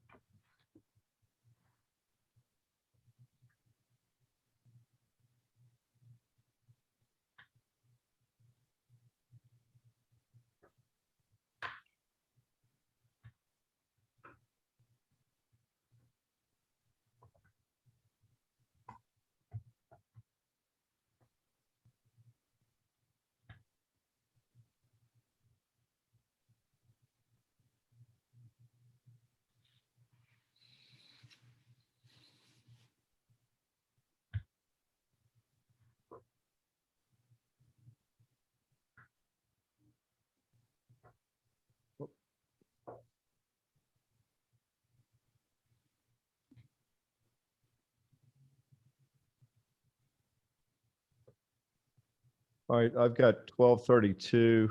I've got a couple. Going to take is 45 minutes long enough for lunch? Sure. All right. Works for me. Sure. Going to reconvene at 1:15. Is that all right? Yes. And I think we can get through the balance of this stuff rather quickly. I hate to give you an estimate, but I would say an hour or less. I've got mostly some EPA documents to go through that I think we can get through those pretty quickly. All right. All right. Okay.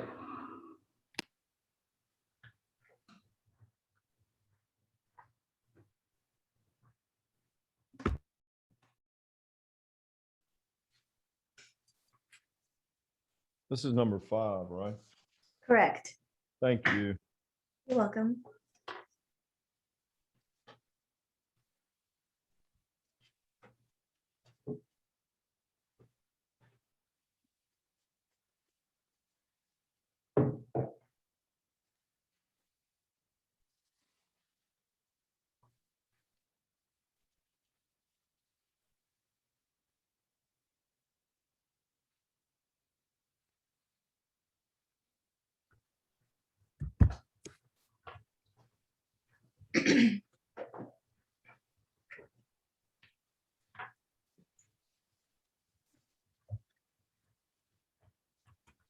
Mr. Sessions, who shall I say you are representing today? Mr. Barthlow. Okay, thank you.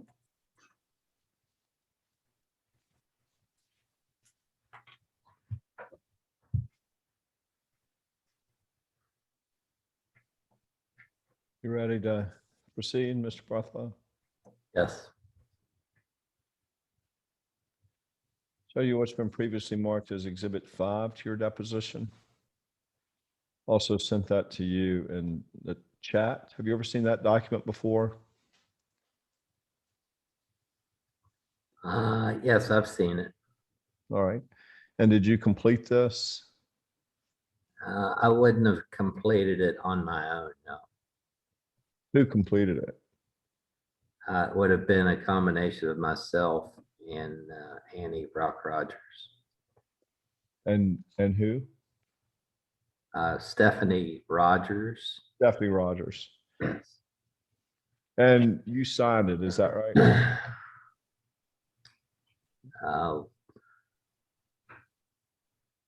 You get to the signature part, I'll tell you.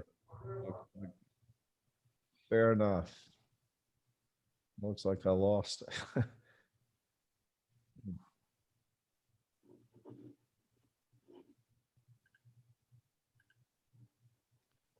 So I can pull it back up.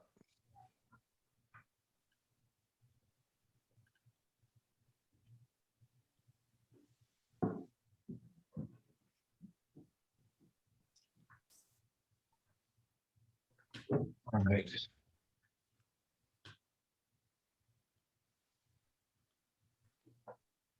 You see it now? No, sir. How about now? There we go. Okay.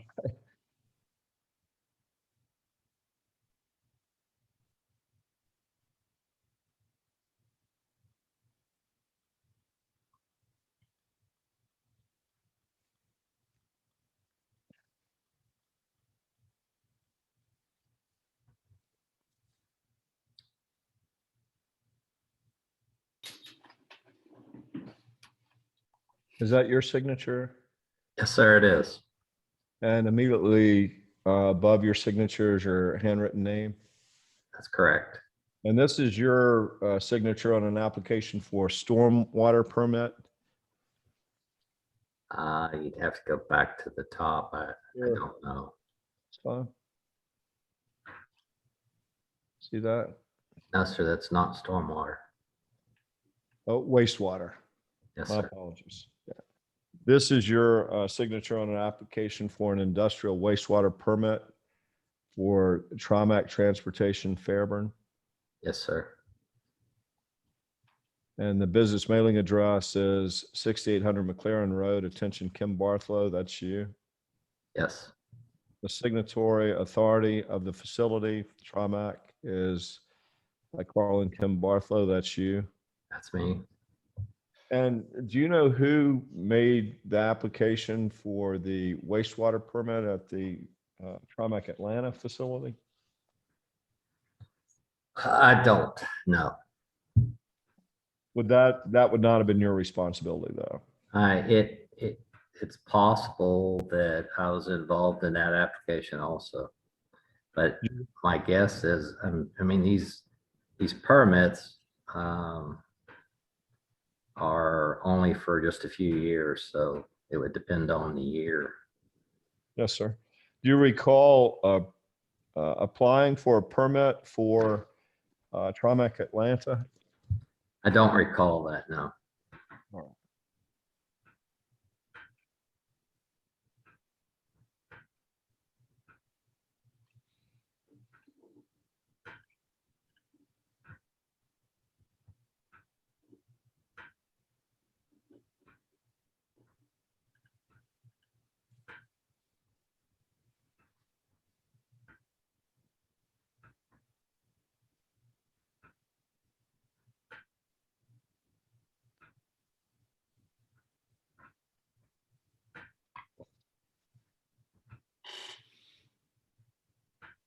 I'll show you what has been marked as Exhibit 6 to your deposition.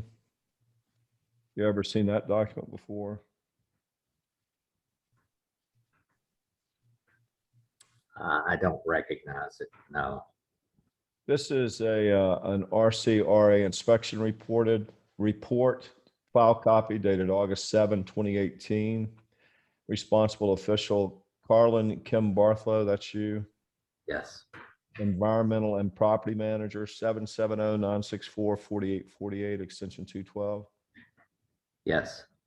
And you testified earlier that you are the property manager. Were you ever also, did you have a separate role, the environmental manager? I was always kind of a project or property manager. And then when the person who was in charge of environmental affairs for the company left in 2017, we just kind of filled in and carried on with what had already been started. So that's how the environmental and property manager came about. Yes, sir. And you still consider yourself to be the environmental manager as well as the property manager? No, sir, I don't. Who was the environmental manager that left in 2017?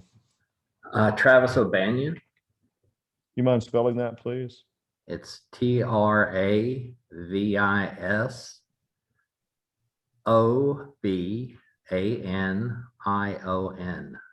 Travis O'Banion. V as in Victor, B as in boy. V as in Victor. Thank you. And who was his replacement and when did his replacement begin working?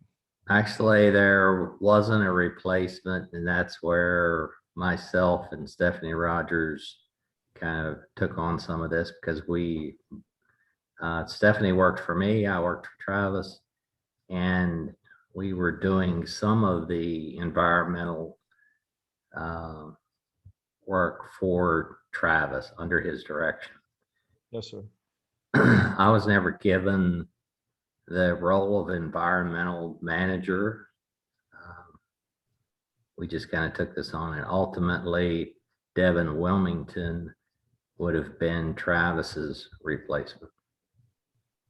Who's the environmental manager at Trimac in Fairburn now? There's not one at Fairburn. The environmental manager would be in a corporate position such as Devin Wilmington. Such as what?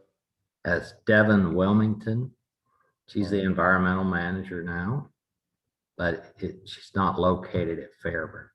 Where is she? She's out of Houston corporate office. Thank you.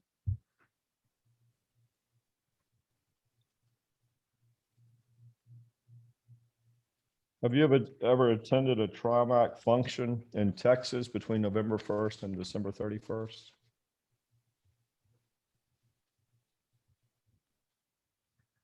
Of what year? Any year.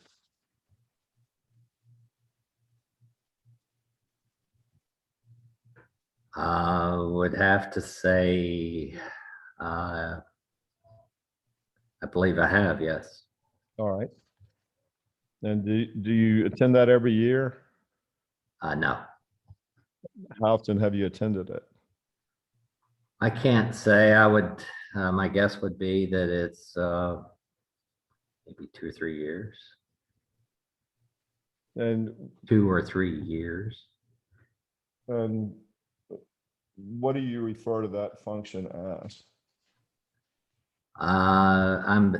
What I would be referring to is a Christmas party, Yes, corporate sir. Christmas party. Have you ever heard of that referred to as the white Christmas party? No, sir.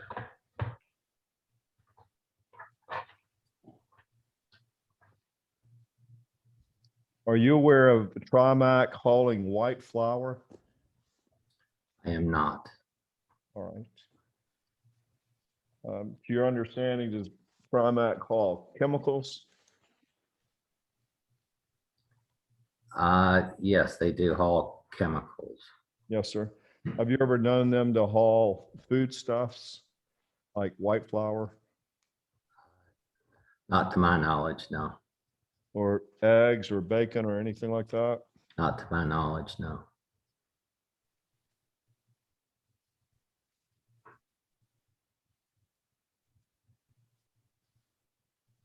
Have you ever worked in the wash rack or close proximity to it? I've worked in proximity to it, certainly. Yes, sir. Have you ever watched the Trimac wash rack technicians work? I have. All right. And have you seen them go into truck tanks? I have not. In your 31 years, you've never seen a Trimac employee go into a semi truck tank to clean it? Not to clean it, to go into it for an inspection, perhaps, yes. But never to clean it, never to clean one.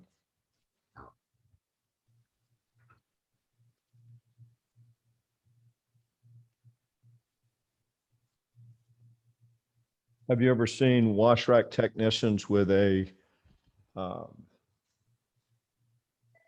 respirator covering their face? I have seen them, yes. All right. When have you seen that? Oh, I don't recall when, but I have seen it. All right. Would that have been recently? I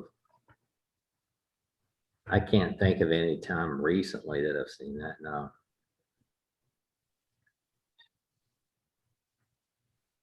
But did you ever see that before 2021, Yes. before 2020? Um, Yes, Would it surprise you to learn that a wash rack technician testified under oath that they just received respirators a couple of weeks before his deposition? And that was earlier this year.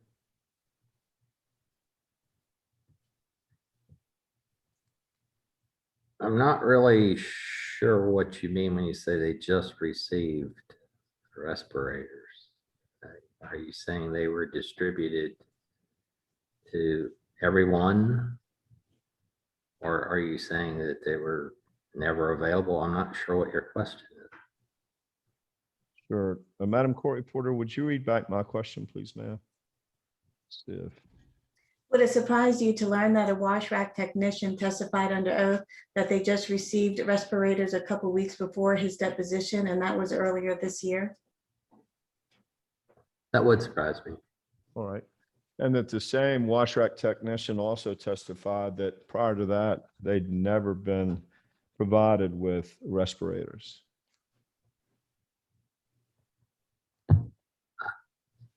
I mean, that would surprise me, but yes.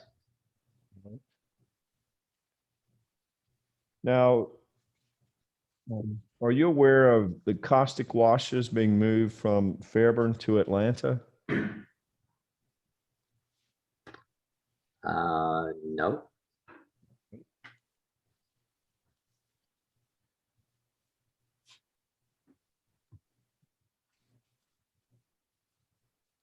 And has Trimac done hauling for Monsanto?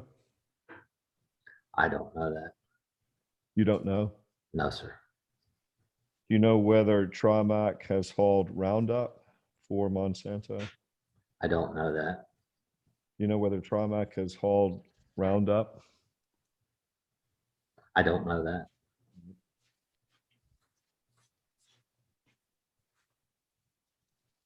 I'm going to ask you about some transloading customers, and you just let me know whether you agree that these are transloading customers. And transloading customers, it's my understanding that's somebody that Trimac hauls for. Is that right?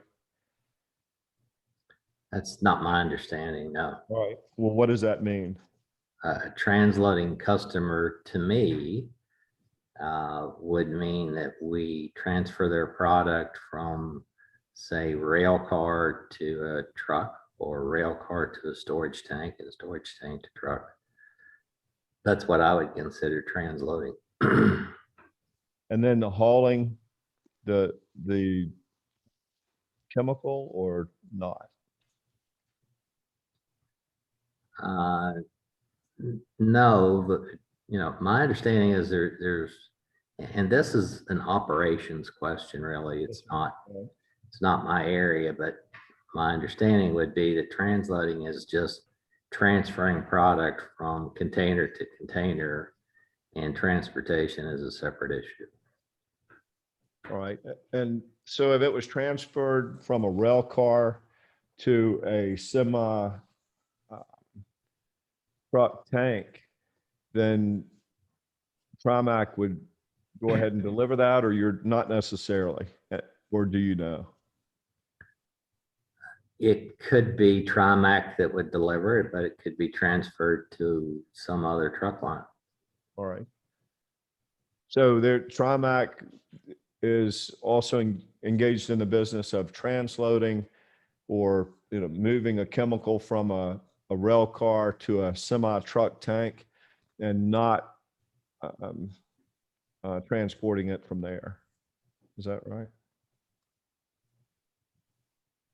That's correct. The All right. transload operation from a rail car to a truck, but it wouldn't necessarily be a Trimac truck. Got it. I'm just going to read through this list, and I'd like for you to tell me whether, to your understanding, these are Trimac customers, rather transportation customers, or transloading customers, or both. All right. Afton, I honestly, I don't know if that's a customer or not. Archemia, I've heard of them, but I don't know that they're a customer. and if any time you don't know, you just let me know you don't know. Ashta, I don't know.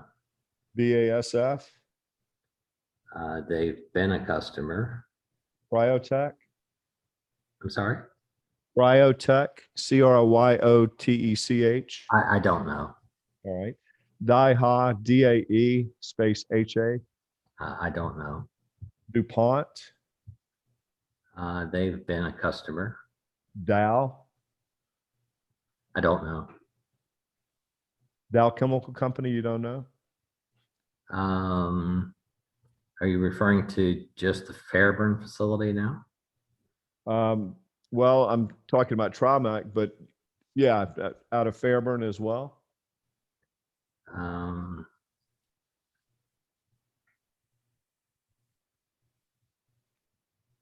I don't know that, don't know that they load out of Fairburn. Are they a trucking customer? I'm reasonably sure they're a trucking customer, but I don't know that they load anything out of the Fairburn facility, which is again, a transloading Right. operation. Maybe I didn't do a good job of my question, but what I meant to ask was transloading or transporting or both. And by transporting, I mean hauling chemicals. And Yes, transporting, then as far as I know, Dow is a customer. okay. And DuPont's a customer. And they're a customer for transloading.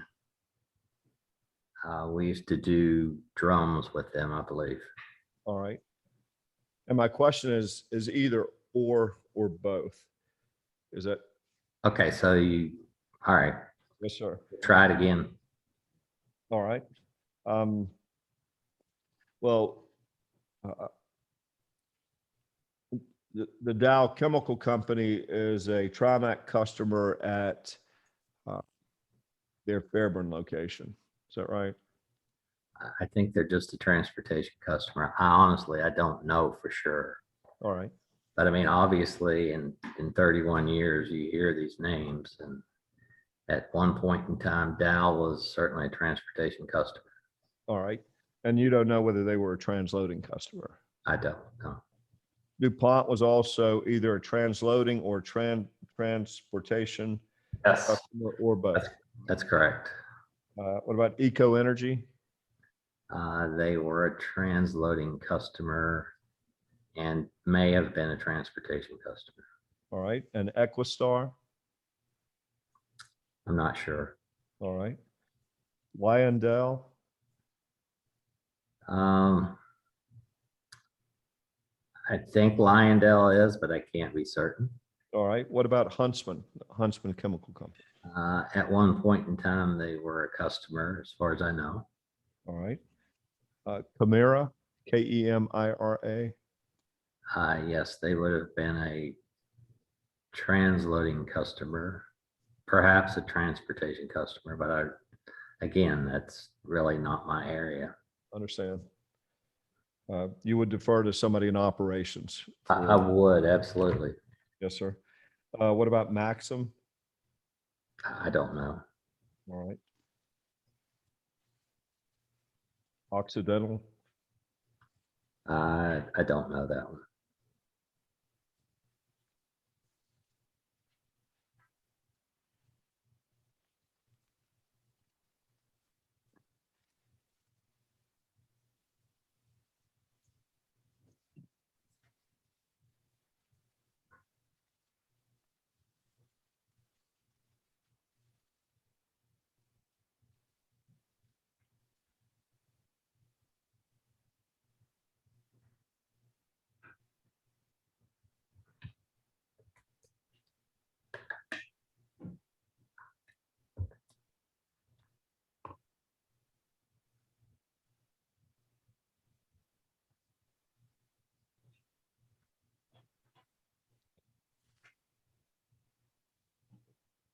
Show you what's been previously marked as exhibit.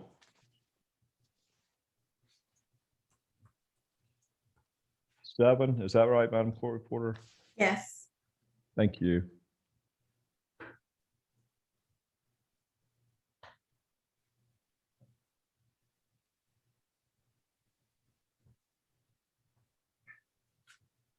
Show you what's been previously marked as exhibit 7.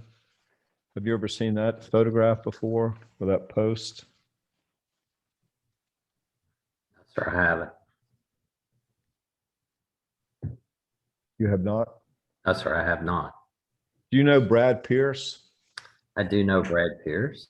And how's Brad Pierce employed? He's employed with, I believe, National Tank Services, but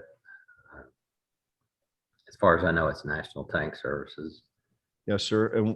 And what is his role in National Tank Services? I don't know. And National Tank Services is a division of Trimac? It is. Is it a division of Trimac Transportation, Inc. or Trimac Leasing, Inc.? I don't know. All right. Can you see this? Or you see these emojis? I do. All Not right. well, but I can see that there's an Can emoji. make this a little bigger. How about now? Can you see that? I can. And those appear to be 3 laughing to the point of crying emojis, followed by 2 with the hand over the face. Is that right? I'm not much on any of this I understand. type of stuff, but that's what it appears, yes. And this is dated October 3rd, 2019. Is It that right? is. It reads, safety guy, y'all got a hot work permit, question mark. Do you see that? Yes, sir, I do see it. And it reads 6'9", we don't even have a fire extinguisher. You see that? I do see that. And do you know who 6'9" is? Nope. I don't. Do you know what the point of this post is? I don't even know who posted it other than it says Brad Pierce. Yes, sir. And this was October 2019. Do you know when Demetrius Phillips left the employment of Trimac? No, sir, I don't.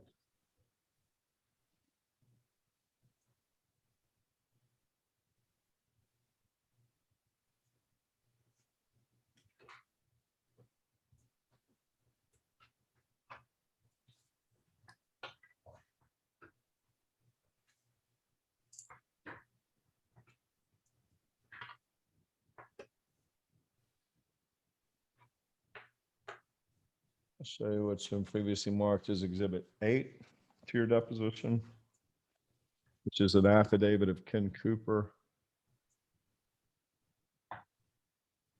You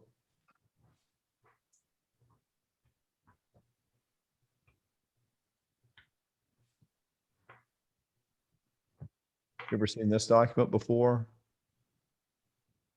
Sorry. There's no document right now. How about now?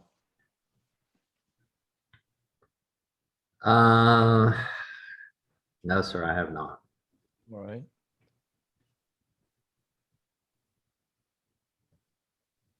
Bring you to page 2 of Exhibit 8, paragraph 5. Although Trimac kept some limited documents stored in the quote upstairs, close quote, of an office area at the Fairburn location, these documents were removed at the request of Rick Barker. Do you remember Rick Barker? I do, yes. And who was Rick Barker? Rick Barker was actually the NTS. He may have been, his last position may have been director of NTS. I can't be certain of that, but he had something to do with the NTS before he left the company. And by NTS, you're talking about National Tank Services. Services. Yes, sir. And it goes on to read, Rick Barker left his employment for Trimac on October 12th, 2018. The disposal of these documents was completed prior to Mr. Barker's departure. Tell me everything you know about the disposal of those documents. Absolutely nothing. All right. Now, is it your understanding that documents are maintained by Trimac in accordance with their own rules and regulations? With Trimac's rules and regulations, Yes, sir. I really don't know what their rules and regulations are for keeping documents. All right.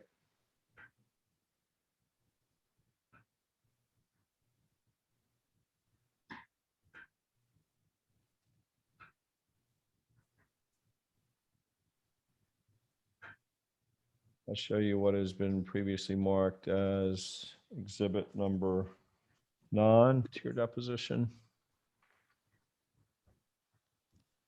which is the confined space entry requirements for National Tank Services, a Trimac company. Have you ever seen that before? I don't recall that document.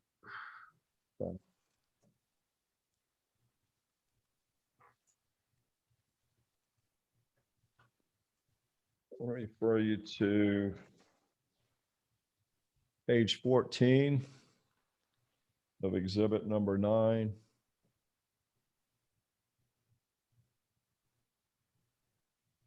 You see 3.2.1 where it reads documentation.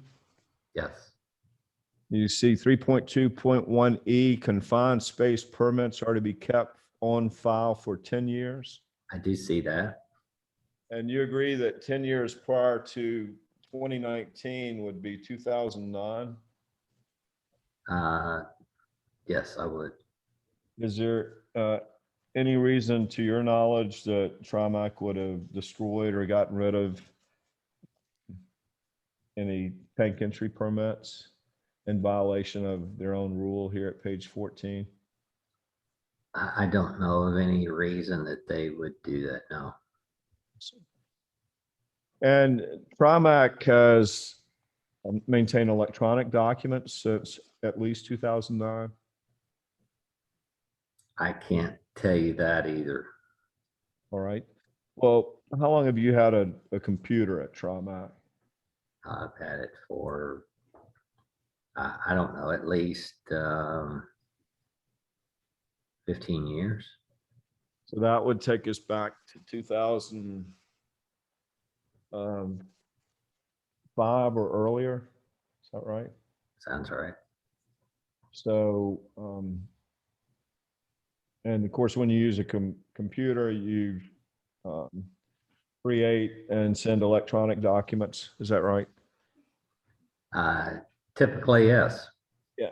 And were you weren't the only person that had a computer at Trimac in Fairburn in 2005? that's correct. Did everyone else had them as well? I don't know if everyone had them, no. But they had a computerized system for the management and retrieval of documents at that time? I can't answer that. I can Well, speak for the documents that I had. You were able to retrieve documents electronically. They were on my computer. Yes, sir. And you were able to retrieve those. Yes, sir. And that was in 2000, I think it's 5 or 6 or even before that. Perhaps. I can't give you an exact date.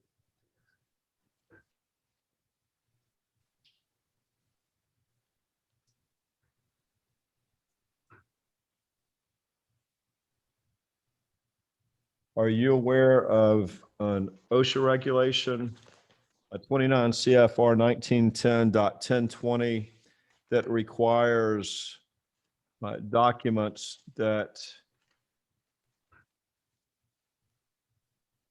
contain chemicals that employees may have been exposed to be maintained for 30 years?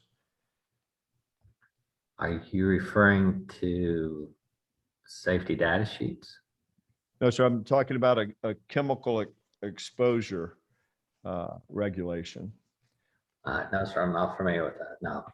Tell me what your understanding is about the retention of safety data sheets. I believe that that is a requirement to keep them for 30 years. Yes, sir. And safety data sheets, that would, the predecessor would be material safety data sheets, or MSDS. Same rule for those, right? Yes, sir.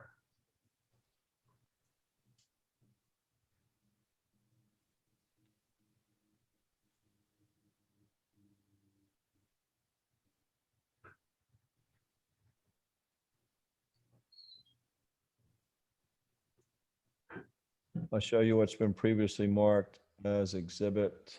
Let me get this in the chat.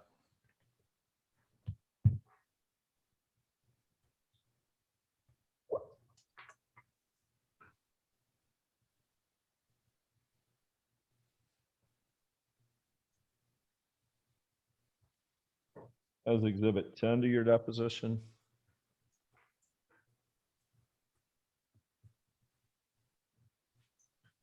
You ever seen this document before?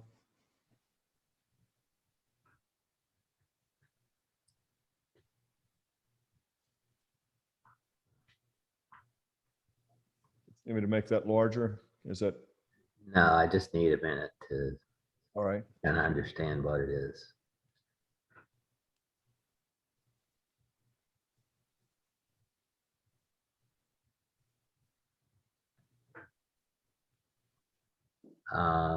I don't recall the exact document, but I mean, I kind of understand what the document is, but I don't recall the particular document now. Yes, sir. My question is, did you handle the air quality permits for Trimac Fairburn as well?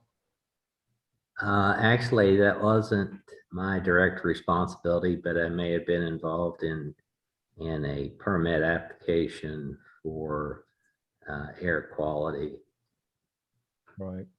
And whose primary role would that have been in 2011?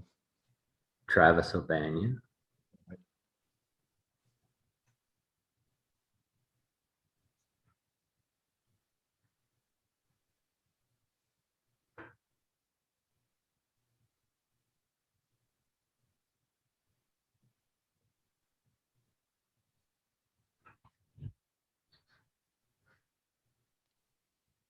Show you what's been previously marked as exhibit 11.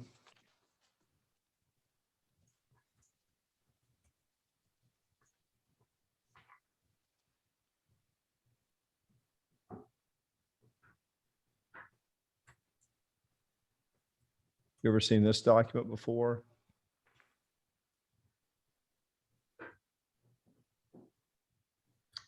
I don't recall the document now. The EPA has something called facility registry services. Is that right?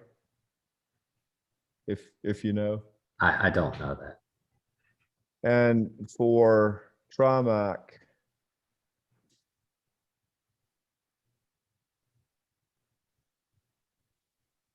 the system facility names include Trimac Transportation and Trimac Transportation South, Inc. currently. Is that right? That's what it says, yes. And is it your understanding that Trimac Transportation South, Inc. is no longer active? That's my understanding, yes. And what was it absorbed by Trimac Transportation, or do you know? I can't tell you why it doesn't exist. But it existed at one time as a. At one point in time, yes, it was in existence. And your understanding for why that is Trimac was trying to create geographic or regional offices or groups. So, That's my understanding, yes.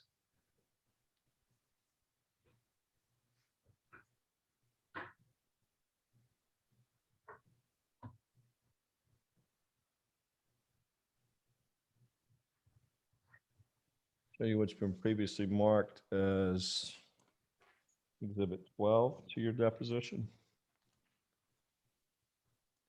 which is a notice of deposition and a notice to produce for you. Have you ever seen that document before?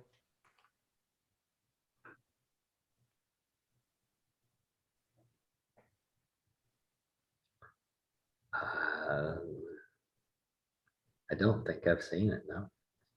All right. This notice to produce, which is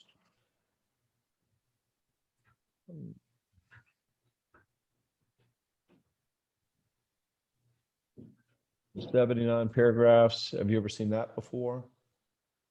I don't recall it, no. All right.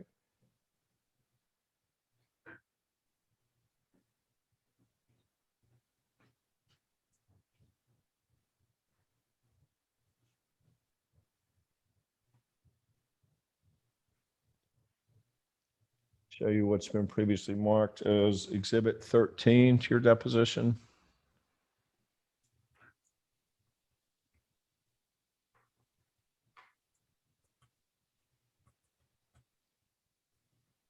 Which is a number of photographs that accompanied the EPA violations report. You ever seen these photographs before? I have, yes. All right. And are these photographs of the condition at Trimac Fairburn? They accurately depict what's in those photographs? I believe the photographs were taken during the CEI, the record inspection that EPA did. The EPA investigation, these photographs are from, I think these are all their photographs. and they accurately reflect the condition of Trimac transportation at Fairburn when these photographs were taken at the time of that investigation. I would, just based on the photographs, I would have to say yes.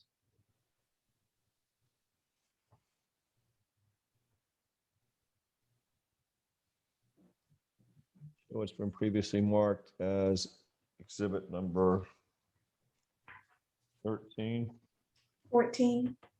14. Thank you, Madam Court Reporter. Seems like I'd be able to figure that out after 30 years.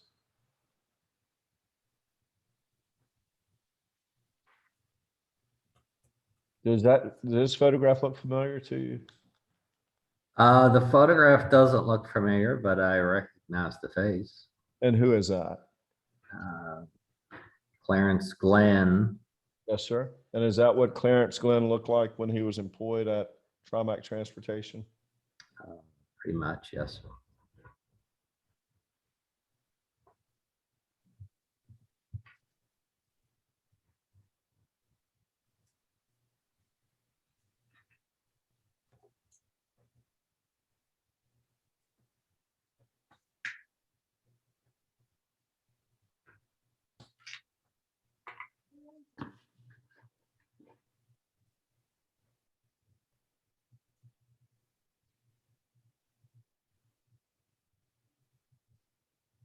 Tank entry permits and the documents associated with washing tank trucks. Do you have any familiarity with those? Other than knowing that some documents exist, no, I didn't have anything to do with those. That was in operations.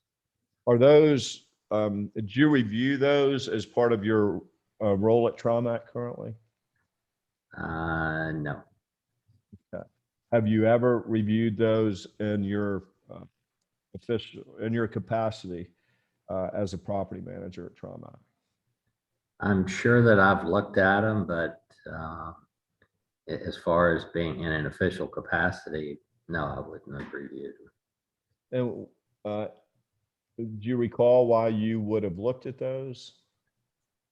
Not necessarily, no. Okay.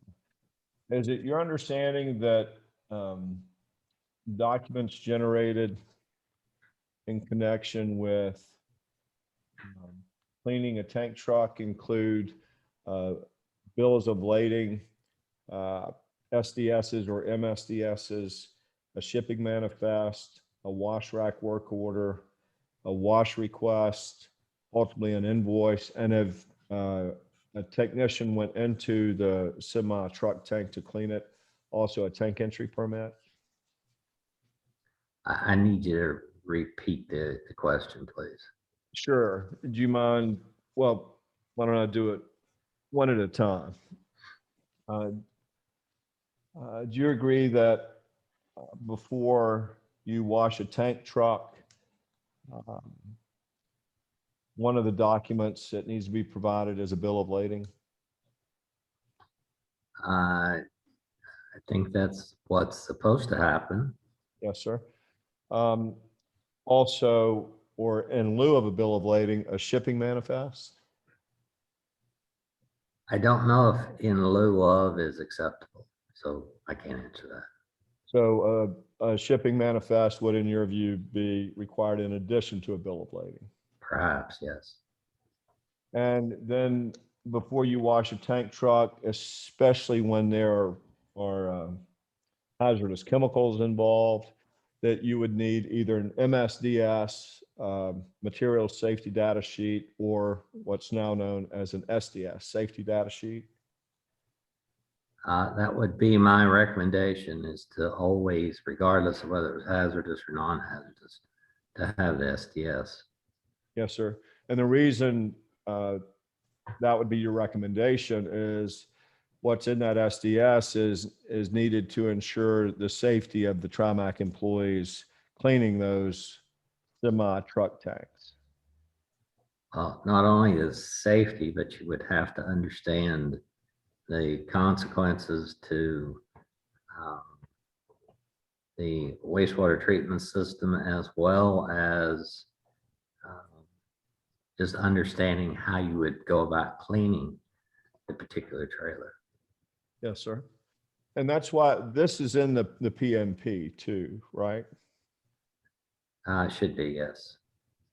And then a wash rack, a wash request and a wash rack work order. Those documents are also generated. I don't know if they're, I don't know how they're generated, Yes, sir. but my recommendation would be that you would have a wash request. I don't know that a trailer is cleaned without one. Right. In other words, to initiate the process, then you would need the wash request, right? Yes, sir. And from that would be prepared a wash rack work order. Again, that process I can't speak to. All right. And you agree that in order to enter a confined space, then you agree that a semi truck tank is a confined space. I would agree to that, yes. A permit is required. From what I know about confined space, yes, a permit would be required. All right.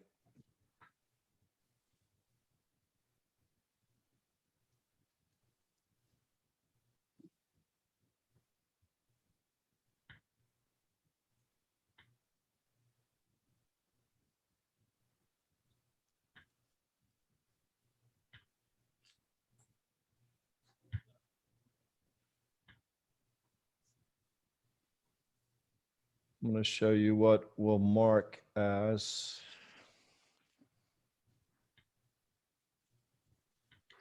14, Madam Court Reporter, or 15? 15. Thank you. It's been previously marked as Exhibit 15.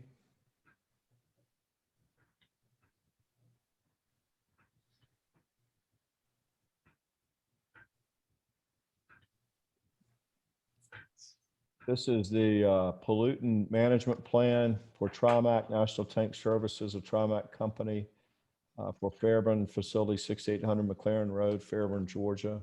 You recognize that document?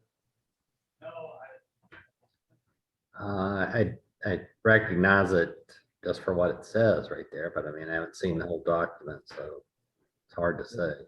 It's also in the chat if you want to open it and review it. And I can, if you want to take a minute to do that, you're welcome to do that.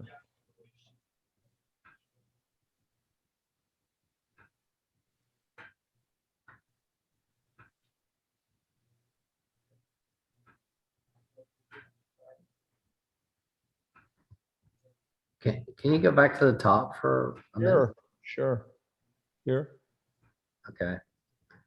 So it's a PMP for Fairburn facility. Yes, sir.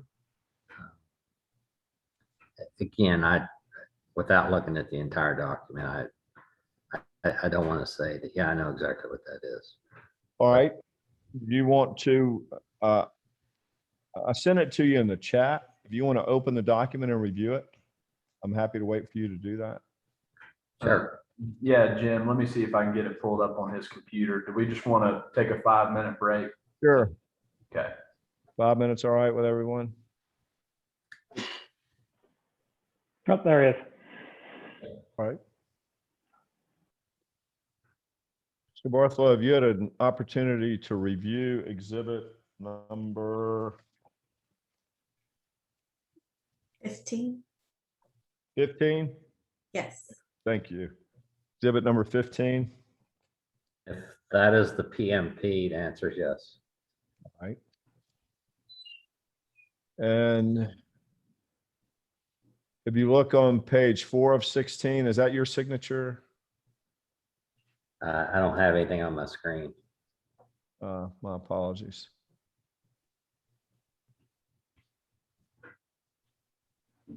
That's the same document you have in the chat, right? Yeah. You That is my signature. On page 4 of 16, that's your signature. Yes, sir. Then it's dated March 18, 2019. That's what it says, yes. Reads, and pertinent part on that page, I certify under penalty of law that this document and all attachments were prepared under my direction or supervision in accordance with a system designed to assure the qualified personnel properly gather and evaluate the information submitted. That's immediately above your signature. That's correct. This was prepared under your direction and supervision. Yes, And based on your inquiry of the person or persons who manage the system, were those persons directly responsible for gathering the information submitted is to the best of your knowledge and belief true, accurate, and complete?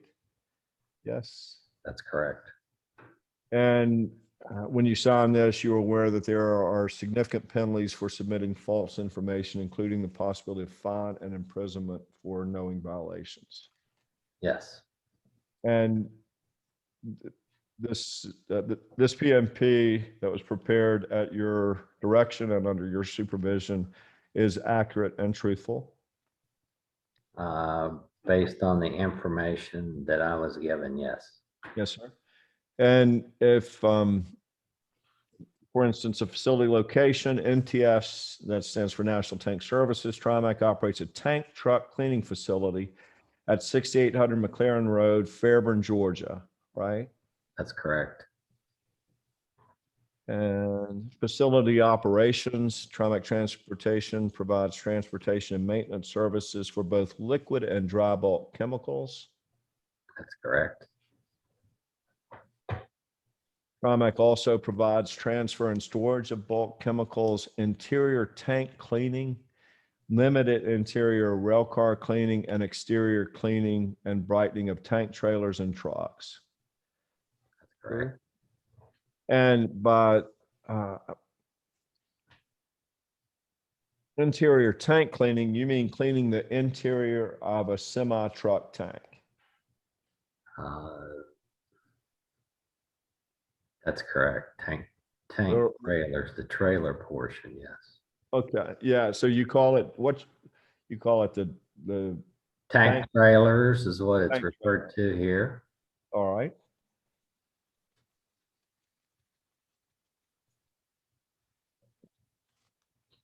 Limited interior rail car cleaning and exterior cleaning and brightening of tank trailers and trucks. Is that right?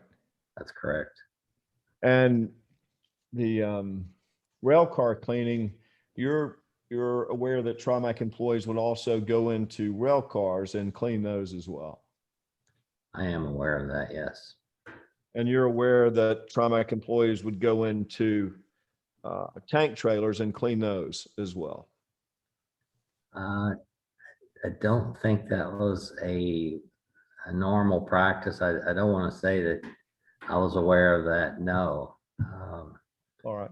Again, the trailers are supposed to be clean before anyone enters the tank.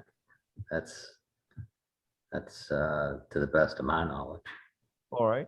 Were you also aware that Trimac employees would go into and clean totes? I've actually, on one occasion, I saw that, yes. And a tote is about 4 feet by 4 feet, is that right? That's correct. The square Well- shape? Go ahead. Well, that's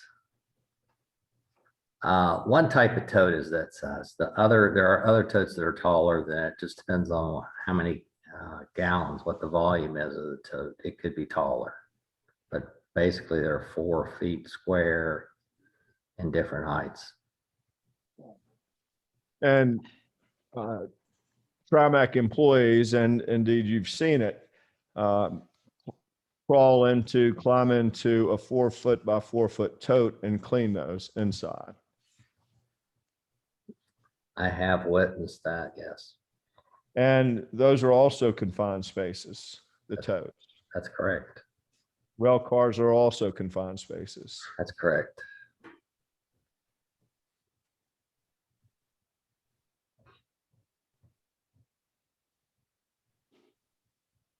And do you see section 3 truck cleaning operations on page 7 of 16? I do. Upon receiving an empty tank trailer for cleaning, the contents last delivered by the tank truck are determined. You see that? I do. You agree that that is a requirement? That is the process that's outlined here, and that's my recommendation. And it's based on a typical trailer that's been offered for cleaning. Yes. Yes, sir. Yes. And it's imperative that the wash rack know what was last contained in the tank truck before cleaning it. Absolutely. And it's imperative that the wash rack know what was in the tank truck last before they even open the tank trailer. In my opinion, it is. Yes. And the reason is that because there can be hazardous, dangerous, even lethal chemicals in that tank trailer, that such that when you open the top of that tank trailer, if you were to inhale that chemical, it could be dangerous and even fatal. Depending on the chemical, yes. 3.1 identify cargo goes on to read the customer supplies a copy of the shipping manifest. Is that right? That's the way it's supposed to work. Yes, sir. And the customer supplies a copy of the bill of lading and safety data sheet Yes, sir. That's the way it's supposed to work. for the last material hauled on the tank truck. Is that right? That's correct. And you said that's the way it's supposed to work? Right. Again, this was written as this is our procedure for moving forward with cleaning a tank trailer. Yes, sir. Not only is this your procedure, this is a procedure that you provided to the EPA and the Georgia Department of Natural Resources. Yes. And what you did was certify to the EPA and the Georgia Department of Natural Resources that you were complying with these procedures. Actually, I was certifying that this is the pollutant management plan. Yes, sir. And as far as someone certifying that this is being followed, that's an operations function. Yes, sir. And in fact, when typically this is associated with wastewater, it's to prevent excess materials getting into the wastewater. And when an SMR is filled out, there's a box to check to say that we are complying with this. Yes, sir. And so what you wrote and what you supplied to the EPA and the Georgia Department of Natural Resources was a process that Trimac was to follow when they cleaned one of these tank trailers. That's correct. And in order to ensure that was done, you don't provide the leadership over at the wash rack. That was provided by the wash rack manager, the shop manager. Is that right? The shop manager? It depends on the location, but it's an operations function. It would be a shop manager or service manager. They're called different things at different locations, and I'm not sure what they're being called today. Yes, sir. And you would expect operations to follow what you've got here and what was provided to the EPA and the Georgia Department of Natural Resources. Yes, sir, because before this is sent out, they're given a copy of this to review to make sure that they can comply with this. Yes, sir. And it's also important that this be complied with to ensure the safety of your fellow Trimac employees, especially those working in the wash rack, cleaning these tank trailers. I think it is, yes. That's not necessarily the original intent of a PMP, but the answer would be yes, it does protect the employees to some extent, yes. Well, ultimately, what this PMP is for, what it's all about, this pollutant management plan is to ensure the safety of people, Trimac employees and non-Trimac employees, because Trimac is handling hazardous chemicals.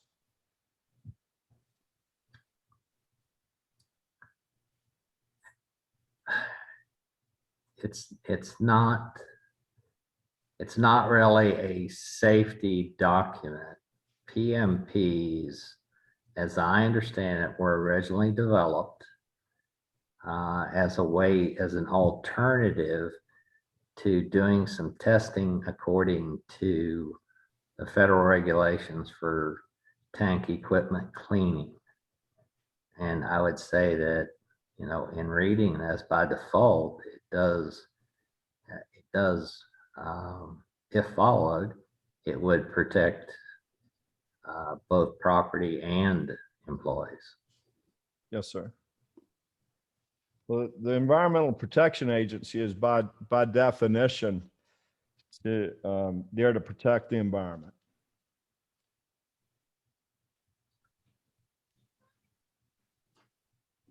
That's, No. Is that a statement or a question? It's a question. I would characterize it as that being maybe not the entire definition, but that sounds appropriate, yes. All right.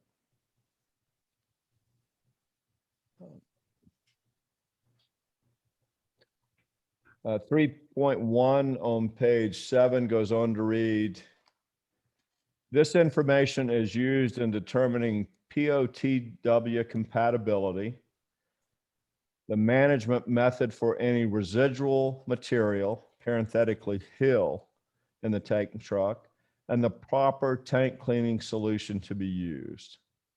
Right? That's true.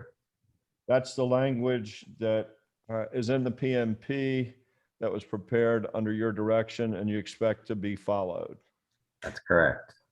That's also what the EPA and the Georgia Department of Natural Resources expects to be followed.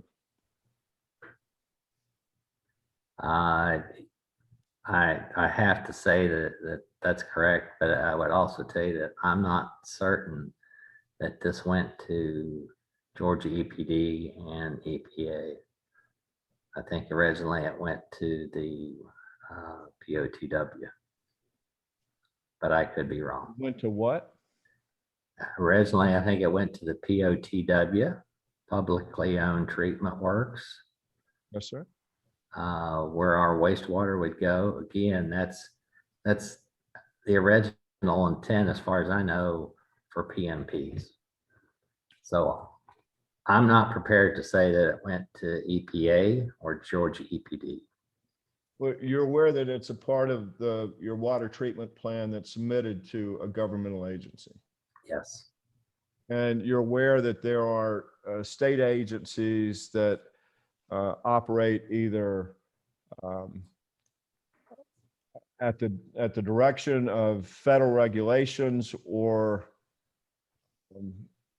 on their own, but still required to follow those federal regulations, which varies from state to state. Is that your understanding as well? that is my understanding, yes. Yes, sir. The POTW, and what's the POTW? It's the publicly owned treatment works. In this case, it would be Fulton County. Yes, sir. Has the final authority in determining compatibility when there's a product that is questionable as to its compatibility with the POTW. Is that right? That's correct. And what the concern is there is what goes into the water. That's correct. All residual material from the tank truck will be containerized, stored, and shipped off-site to a properly permitted facility for treatment or disposal, right? That's correct. And that's where Giant Resources Recovery Atala Inc. comes in, right? That is where they would fit in, yes. You see 3.2 on that same page, Hill Management. I do.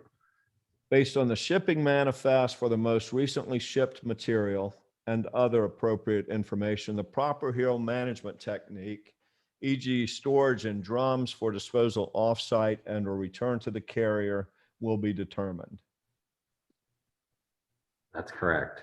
You expected that to be followed as well. I do. You expected everything in this PMP to be followed. Yes, sir. Goes on to read, all tank trucks that are requested to be cleaned shall be inspected for residual material. Again, parenthetically, the heel, right? Yes, sir. The amount of residual material is dependent on product material characteristics. That's correct. Not all tank trucks will contain residual material or heel. That's correct. Tank trucks with excessive amounts of residual material heel will be returned to the customer. Generally speaking, that's what's supposed to happen. Yes, sir.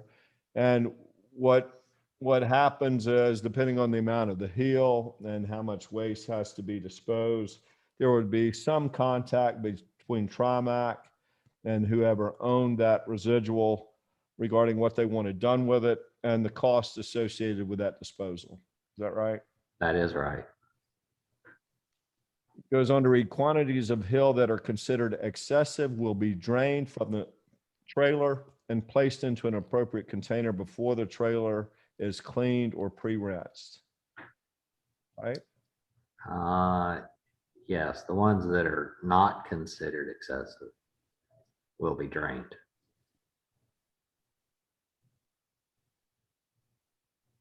The question, as I heard it from you, was that are considered excessive, and it reads not considered excessive. My apologies. Quantities of hill that are not considered excessive will be drained from the trailer and placed into an appropriate container before the trailer is cleaned or pre-rinsed. That's correct. Small quantities of hill that are considered compatible with the POTW and that are easily neutralized, removed, or treated by the Trimac pretreatment system will be directed to the pretreatment system and treated as described in section 2.3 wastewater management. Right? That is right, yes. And what that means is those go to wastewater, which was being handled by Chris French. That's correct. Using information collected under section 3.1, that gets back to these required documents, right? You agree that 3.1 identifying cargo includes required documents. Yes, I would agree with that. Using information collected under section 3.1, the determination of whether the rinse water is a POTW compatible or incompatible material will be made. You agree that's what you expect to be followed? Yes, sir. In general, materials that are not water soluble and multi-phase materials are incompatible, right? And that's correct, yes.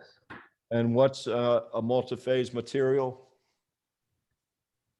It could be something that it's got solids in it, as well as liquid, that when it was be introduced into the wastewater would maybe, just for example, might congeal.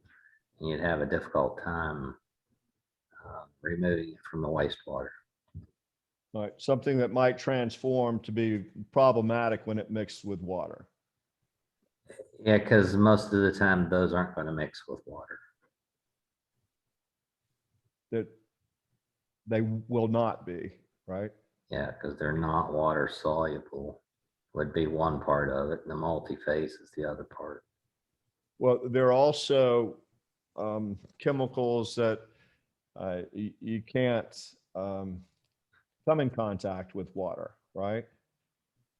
There are chemicals like that, yes. Many water soluble materials are POTW compatible. That's correct. Yeah, down to cleaning solutions. Hold on one moment.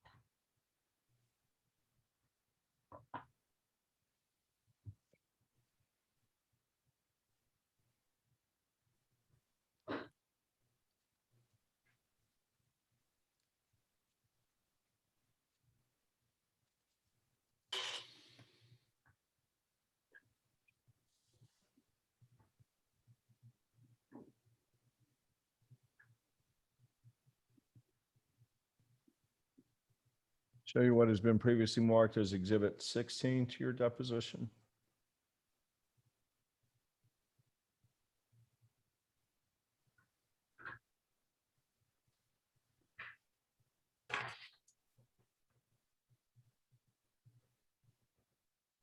This is a hazard evaluation report and hot work permit, also known as a tank entry permit.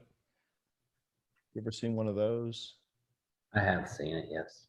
Not this Yeah. particular one necessarily, but I've seen Yes, sir. the form. And this is number 324263, is that right? That's what it says, yes. And the product hauled last was ethylene. That's what it says, yes, sir. And over to the right, it says non-hazardous. You see that?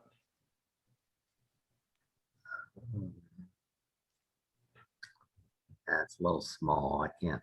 Here, let me, does that help? Yep, I do see it. And you agree that ethylene is actually hazardous, right? I don't know enough about ethylene to say that. Okay. You're aware that there are the Code of Federal Regulations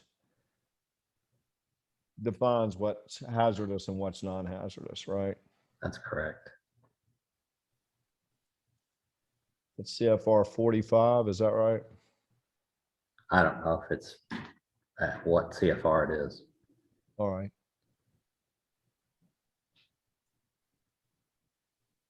Show you what has been marked as exhibit number.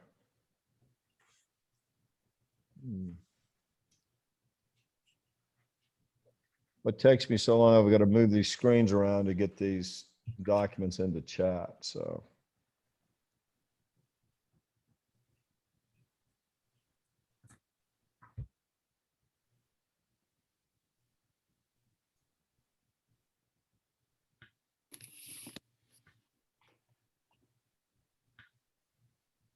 Show you what's been marked as exhibit 17 to your deposition. This is another one of those tank entry permits, is that right? Yes, And this is number 324218. Can you see that all right? I can see that. That's what it says. And the product hauled last is disocyanate, is that right? It's supposed to be diisocyanate, but it says disocyanate. Diisocyanate. And you agree that diisocyanate is a hazardous chemical?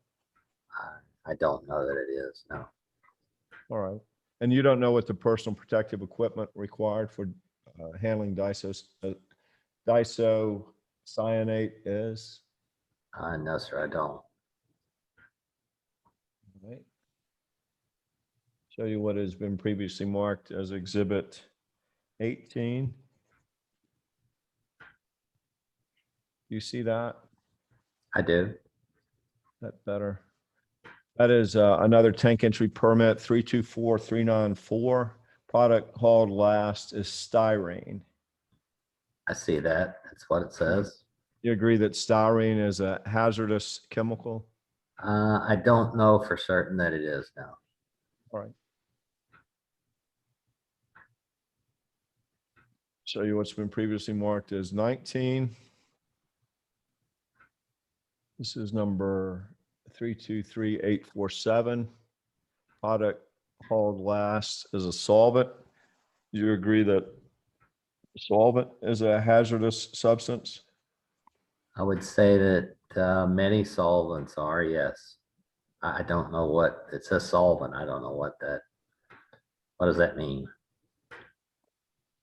Right. Well, your PMP, would you expect people to accurately describe a solvent as opposed to write only solvent? That's what I would expect, yes. And that's, in fact, that's what your PMP requires, right? Yes. So this, But the PMP doesn't necessarily refer to this tank entry form. But where it says product hauled last, I would expect that to be carried on over to this form. right.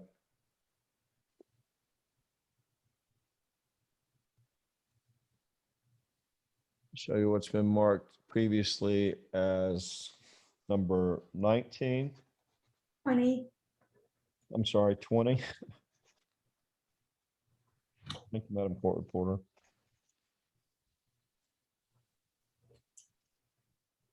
And the product last hauled, this is 323845, is acid. That's what it says, yes. You agree that acid is hazardous?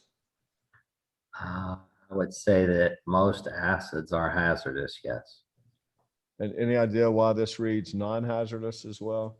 No, sir, I don't. You agree that personal protective equipment is required to clean a tank truck that last contained acid? Without knowing what the product is and looking at the SDS, I couldn't say. So you agree that it'd be hard to find an SDS for acid, right? I think it would be difficult. Yeah, you'd have to be a little more specific than that. Right, and that's because acid is not specific enough for you to determine which SDS is applicable, right? I would agree with that, yes. So these where it reads acid or solvent, those documents are not properly completed. Is that right?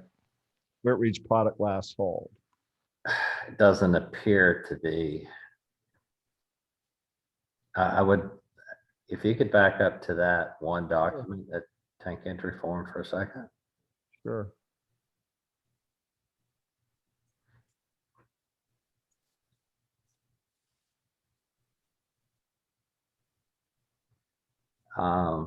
Could you scroll down towards the bottom? Sure, sure. Let me get it back here. Down here where the signatures are? Yeah, I can't be for certain on this, but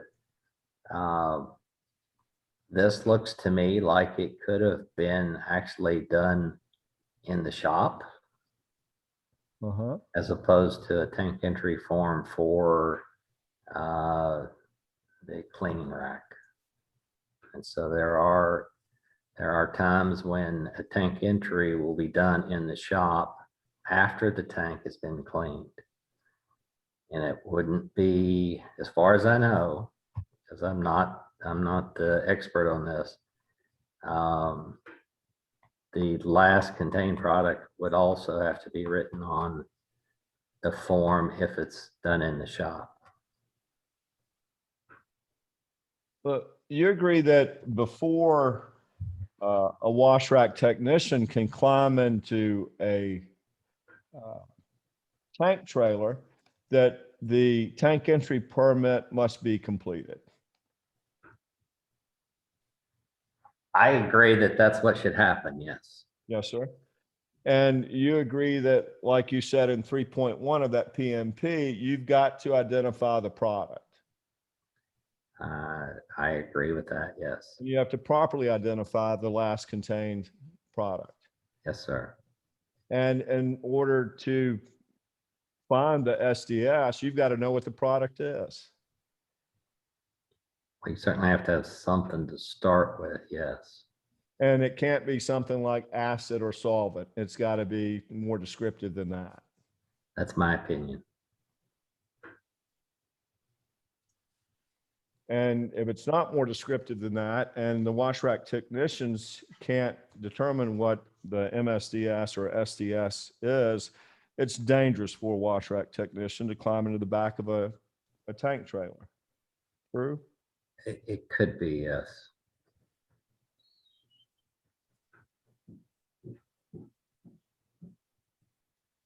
I'll show you what's been previously marked as Exhibit 21.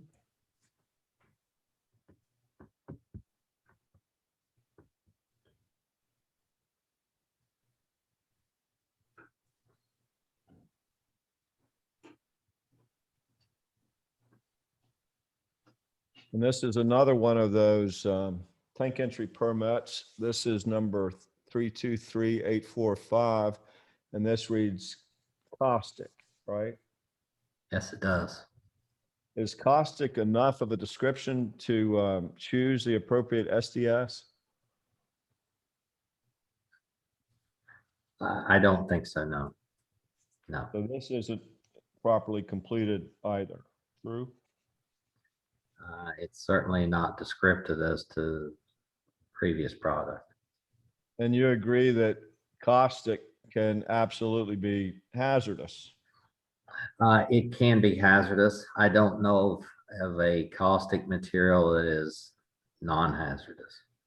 Yes, sir. And any reason why someone would write over here to the right of caustic, check this box next to other and write non-hazardous?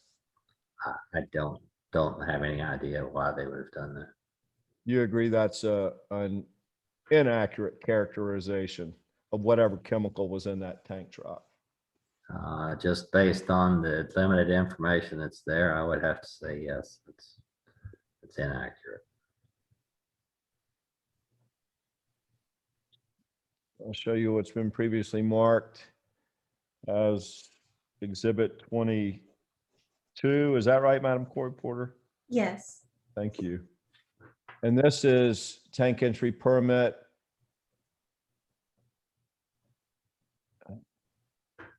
Three, 4, 5, 8, 1. You see that? I do see that. That's what it says. And this is, again, caustic and non-hazardous, same I see that, yes. issues as the previous permit. Yes. And let's move on to exhibit number 23, which is 334-485 tank entry permit, which reads product hauled last MDI/dirty. You see that? I do see that. And MDI is also a diisocyanate. Yes, methyl diisocyanate, yes. Yes, sir. And you agree that's also a hazardous chemical? I can't say that it's a hazardous chemical. I don't know that. All right. And then show you what is the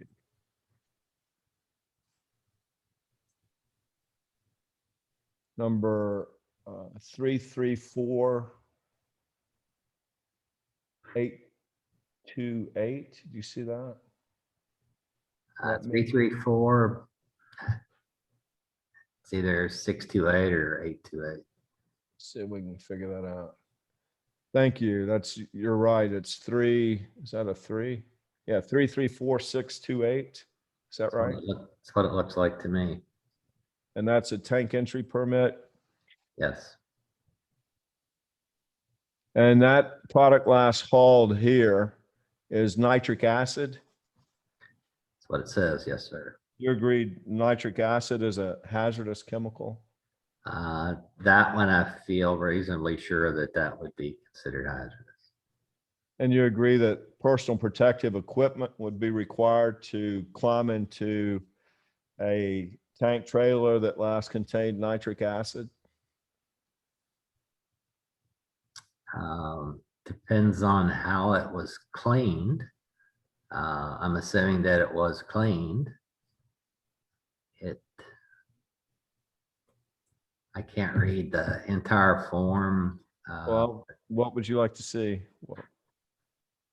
Was it? Looks like it says it was flushed, and that's not uncommon with acids.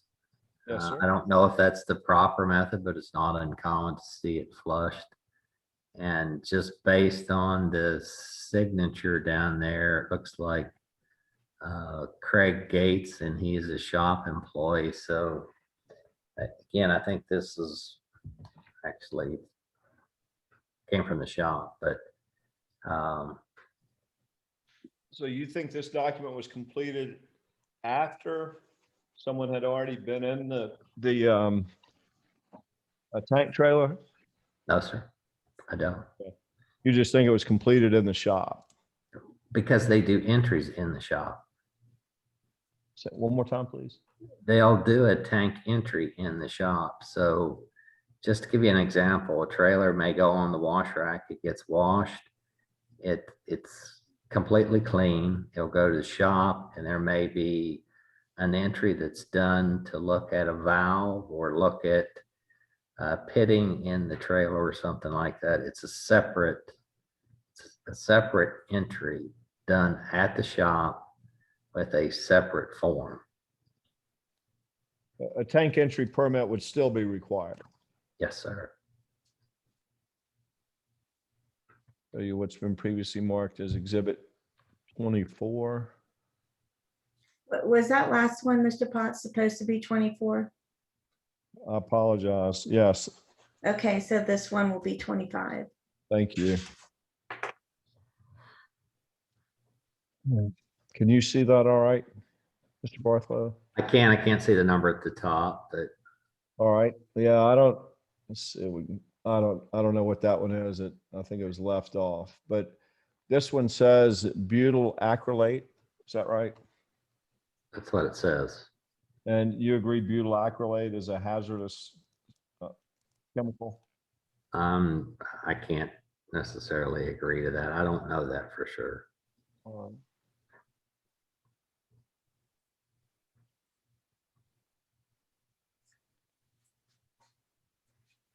This is number 26, Exhibit 26, your deposition. This is tank entry permit 389951. And it reads product last hauled MDI. I believe you've already testified MDI is a hazardous substance. Is that right? I don't think I've testified to that. No, I don't know for sure that it's hazardous. All right.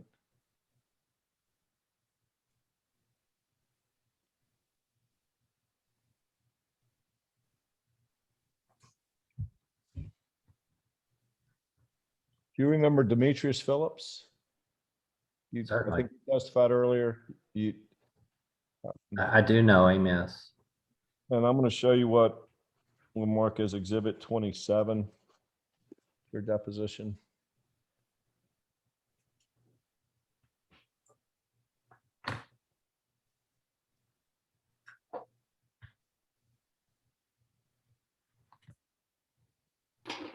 You see that document, that photograph? I do see that. Did Demetrius Phillips ever look like that when he was employed at Trimac? I never saw a photograph of Demetrius like that. No. Well, did he ever appear like that to you at Trimac Fairburn? No, sir, he didn't. Hey, Mr. Barthlow, that's all the questions I have.